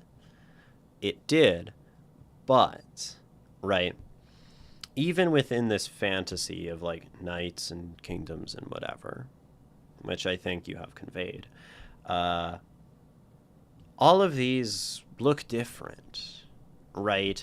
Tolkien's Middle-earth looks distinctly different from Brandon Sanderson's Roshar, and looks distinctly different from certainly Terry Pratchett's Discworld, and certainly very different from whatever, right? Looks very different from, I guess, again, Brandon Sanderson's whatever Mistborn is set in. And, like, I get urban fantasy here, but I'm like, I think there are ways to slide in more details about the world, right? To buy some food. They sent me to buy some food. Maybe we have her standing at the food place buying a specific food, and it's like, oh, now we're like in a place that feels real because there's like specific foods. Maybe these merchants have certain things for sale. Maybe the King's Guard are, clanking along in armor, right? Maybe we can't see them at all, but maybe we can hear them. Maybe we see, flags or insignias going up over the crowd, the only thing she can see of them. I don't know, right? A different marketplace, she probably has a specific marketplace in mind, right? And she seems to know the way to cut through the alleyways. So then we have some knowledge of like her and the city and how she gets around and, whatever, right? All these places we can drop in little details. And these makes, yeah, like what foods in the market. Now, we don't want to spend too much time just talking about food because we're trying to start with some action. But we can place our in the middle of things in a interesting place. So, welcome back, Watts. Is there luxury items she can afford? Right. So there's all these little things that could tell us more. And I'm going to keep saying this advice. I said this advice last stream, but I'm going to say it again. It comes from Kurt Vonnegut. Kurt Vonnegut wrote some good books, if you haven't read him or heard of him. But most people have, I think. He says there are two things you can do that your writing can do in a story. If they're not doing one of these two things, you should really think about why it's there. One, characterize. That is, tell us about the characters, the world, make it feel vivid, make it feel real, right? Things feel real when they feel specific. Two, action, right? So in this opening, right, you do action, right? You have things happening. Action is good because the reader's like, there are things happening. I want to know what happens next. And in our opening, we have some characterization, right? There is a king's guard in this world. There are markets in this world. There are pickpockets in this world. We keep coins in bags on our belts. There are multiple marketplaces. This is a town big enough to have multiple marketplaces, right? So you've done some characterization. But with characterization, I think the reality is we can always try to do more as long as it doesn't start to slow down our action. And I think since you're using this opening as a chance, right, to spend some time characterizing the world, which is a good impulse because we need to start somewhere, might as well give us more detail than, right, some of these assumptions we can already make from the prologue. So we can talk about the food or what the King's Guard are like or how the people in the crowd are reacting to the King's Guard. Are they all, like, pissed off and, like, resisting them, or are they, like, politely getting out of the way? That tells us something interesting about the world. So every one of these actions, every one of these images can tell us something, can give your reader a little more. And then you get to answer the question, the very fun question of what do I want to give my reader here? Do I want to give them more about her economic condition? And maybe that's where you listen to Messier's advice, talking about luxury goods in the market she can't afford. Maybe you liken her to the pickpockets, that she's like them and she's sleuthing around the city. Maybe you want to tell about broader social dynamics in the kingdom. So you talk about how the crowd reacts to the King's Guard. Maybe you just want to describe her character more clearly. So you dig into the fact that she's much, I think you say, like, she's much smaller and pushed into an alleyway. But you could say, being much shorter, whatever, her thin frame, right, getting sort of bounced around the crowd, that characterizes that motion. Most of that is covered in part 1, but I see. In part 2, but I see. Yeah, and I think we always can ask the question, or I think then it becomes a matter of, like, what is important to you, right? Thinking about what your story is about. Because the more important things we can put at the start. uh, and the things we most want to get across to our reader. You know, yeah. Going on. Then he stopped. Eyes widened in shock just as I heard the sound of glass shattering. He fell to the ground in pain, desperately grasping the glass stump that used to be his hand. I frantically looked around, searching for who was responsible, as a young man came around the corner. Hey, did you know glass isn't a big fan of being heated up really fast? He said, as he lifted his hand to point at a scar on his cheek. I learned that the hard way. You fucking brat! This is none of your damn business, the mugger shouted as he reached out his remaining hand to grab the young man's leg, only for the young man to effortlessly raise his foot to dodge. Whoa there, old-timer. You really should be careful doing that. I almost stepped on your other hand, he said in a tone perfectly balancing cockiness with perceived sincerity and innocence. Name's Felix. What's yours? He asked, turning his gaze to me. I like that. So something that dialogue often does is differentiate characters from each other. And I think you do a good job of Felix talks very cockily. I got that before you described him as cocky. That's good dialogue. Like, if you can make a character feel cocky in the way they talk before you ever tell me this, great. Really happy with that. And I mean, that, right, is an example of showing before you're telling. And then you kind of confirm my suspicion, which is nice, right? And he's different from the mugger, who's like, you know, normal, blunt, angry mugger, reasonable characterization of him. So, very good here. What? Rose, I stuttered. Well, Rose. Nice to meet you, he said with a grin. Seems I helped you out of a bind, huh? So, what do you say to some well-deserved compensation? This is a fun setup, right? She goes from basically being mugged by one guy to being mugged by another guy. I think that's fun. And then he laughs. Okay, so he's messing with her. Yeah, this is good. I love his character. We stared at each other for a few seconds, and right as I opened my mouth, he started laughing. Nah, I'm just messing with you, Rose. Your face just now was all the payment I needed, he said, gathering himself up. Why don't we get somewhere a bit safer? Oh, okay, I managed, still unsure of what was even happening.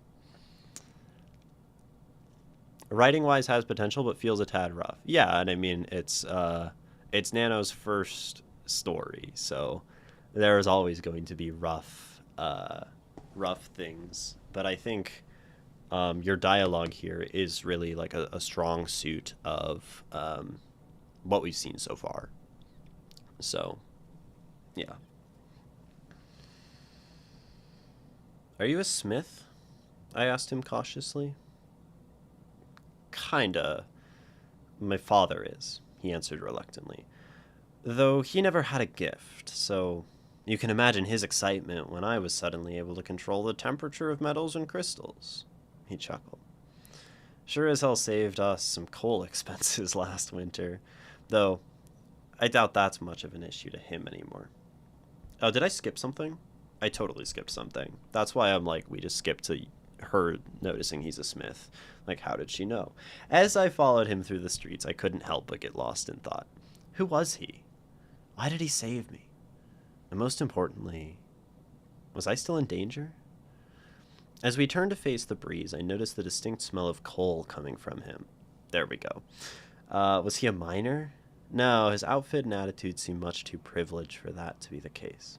Then I noticed that despite his outfit seeming prestigious, it had a lot of small scorch marks. Okay, yeah, Smith, all of that. Are we really pretending he didn't just blow up a man's arm?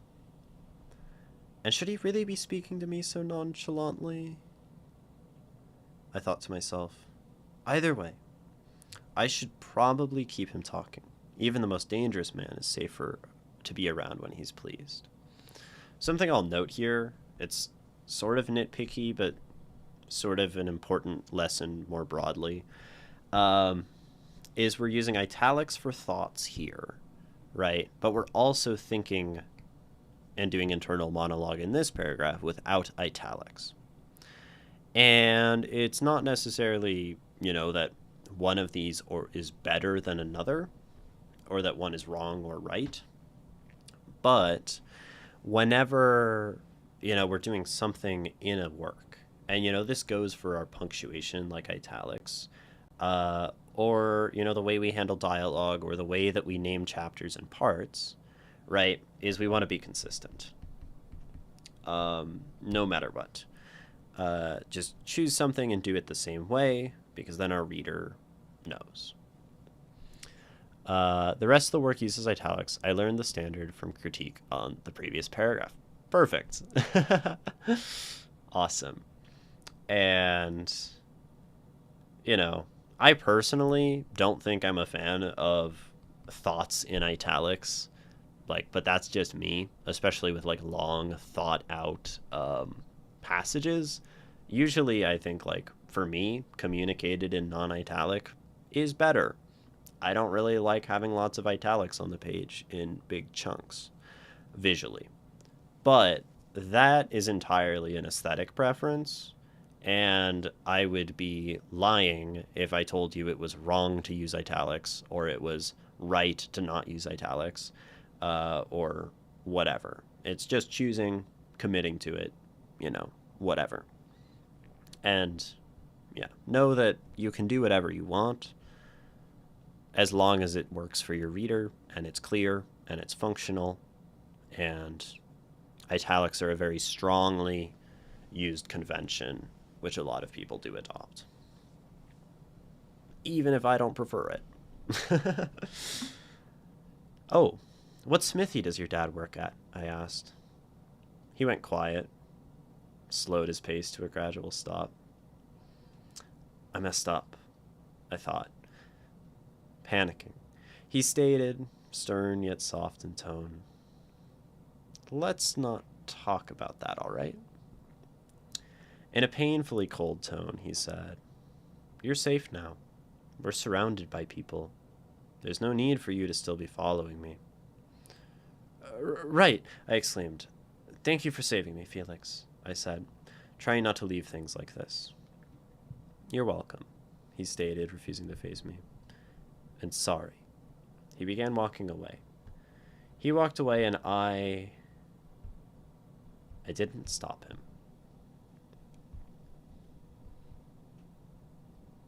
Cool.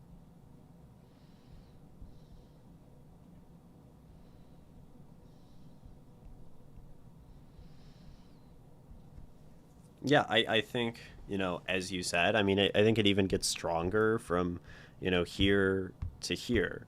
And, as a start, in terms of, very beginner writing, you're on, a really good track. And that's no surprise, right? The fact that you do D&D and you already probably create worlds and tell stories and have practiced, being engaging and telling stories with action and all of these things and characters.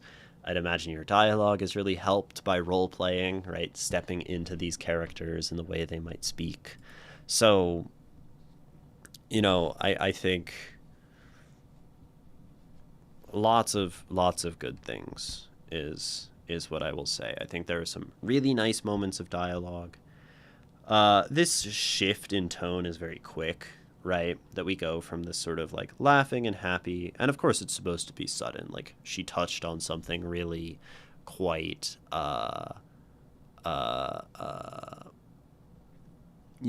touched on something very close to him or whatever. But I also think don't be afraid of length. Now, I don't know how long your entire story is meant to be, but I wouldn't be sad if what happens in this chapter, the mugging and the saving and the walking and the conversation and the smith and all of that, was 3 or 4 times as long, and this became a chapter, right? Uh, Now that would be quite the expansion, right? That would be like quite a lot, but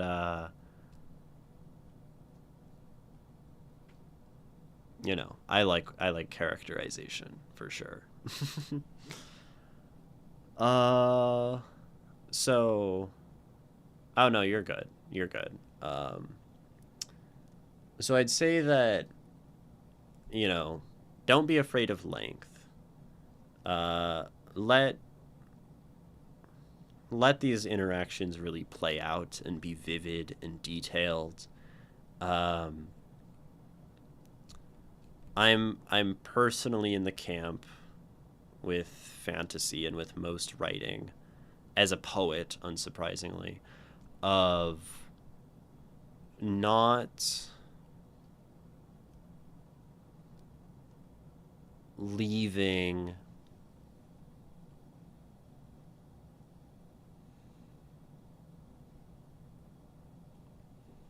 important details to be filled in by your reader's imagination, right? Um, and I think important details to me are things like the vibrant world in which we are. Um, so so I think you can be more vivid if you think about the D&D campaign again, right? You can describe a goblin and your party members will see a generic goblin, or you can tell them about the goblin and their jagged bone weapons and the kind of neat like ceremonial headdress that they're wearing and the fact that they have plundered fingers from various sizes just like attached to their belt, and that they've got some interesting bottles on their hip, and that they're not wearing shoes and they have like these big long pointy claw toenail things. Like that's a fucking goblin. Um, that's my preference, and you know, as a writer and as a reader, but that's also not for everyone. Uh, Ernest Hemingway, rather famous author, will just say like there is a man on a boat, and you do the rest. Would you be willing to read over part 2 and then critique part 3? Part 3 is the part I'd really like an opinion, but it requires the context from part 1. What time is it? It's 4:21. Well, no, it's not 4:21. We are 4 hours and 21 minutes into stream. How long are these parts? I'll get back to you on that's chapter 2. Part 1, part 2 kind of chunky. Part 3 is pretty short. Oh no. Part 3. Oh, so yeah, it gets longer for sure. Um that's probably good. I think right now I am a bit out of energy to keep reading anything today. We're pretty deep into stream. But I will say that this thing is still submitted, and if you come back on a future stream, it is still submitted, and you know I can keep reading it, right? That's totally cool. I think that often happens with prose, and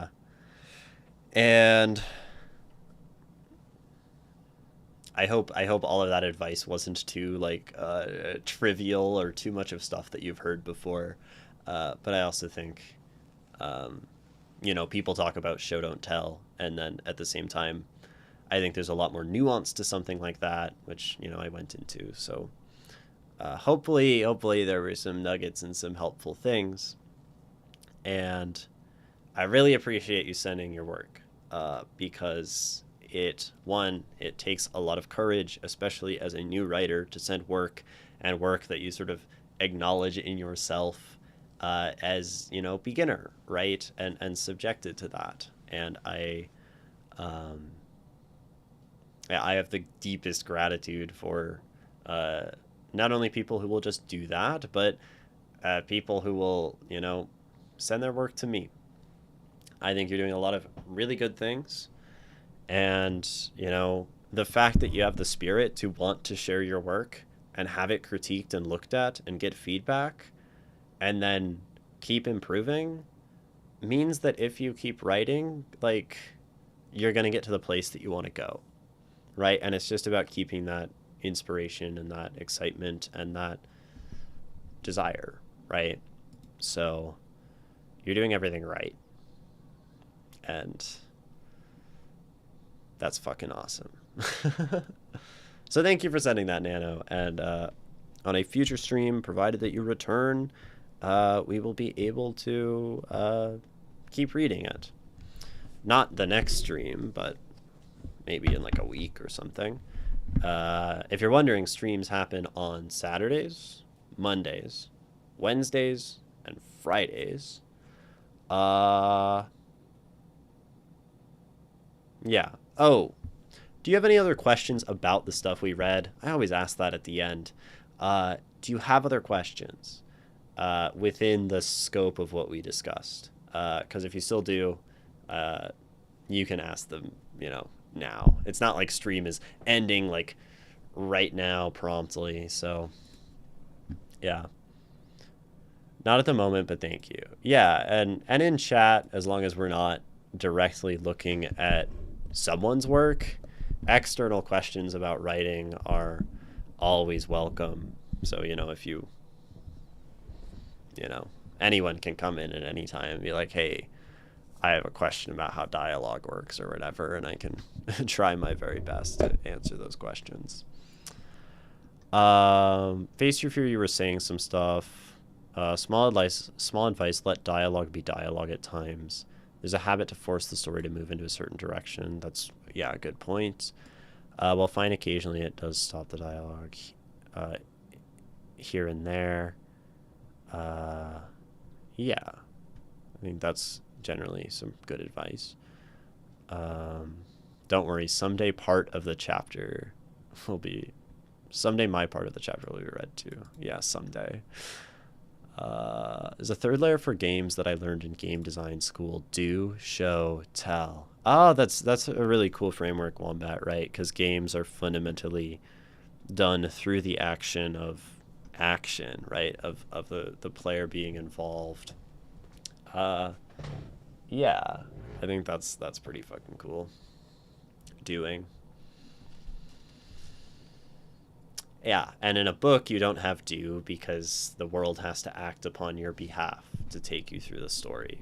And I think that's why action is so important in prose, because it is our way to do by placing ourselves into the eyes of the characters. Because we as humans like to do things. That's maybe the only thing that we can do. Guaranteed is do. Everything else is just a chance or something.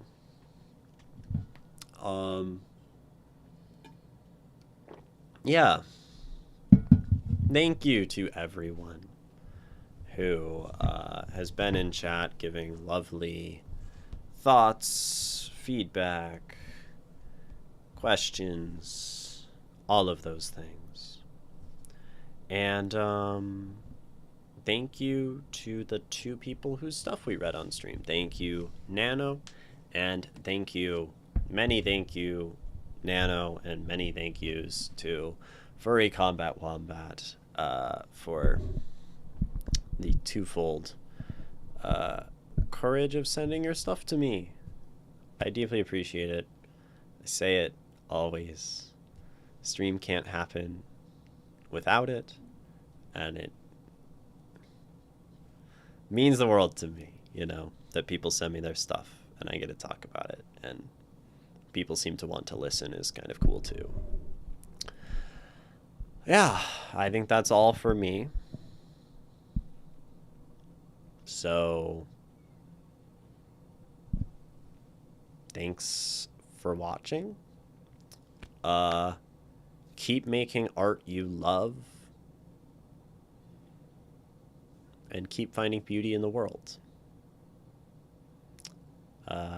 See you next time on Monday at 9 a.m. Pacific time. Bye.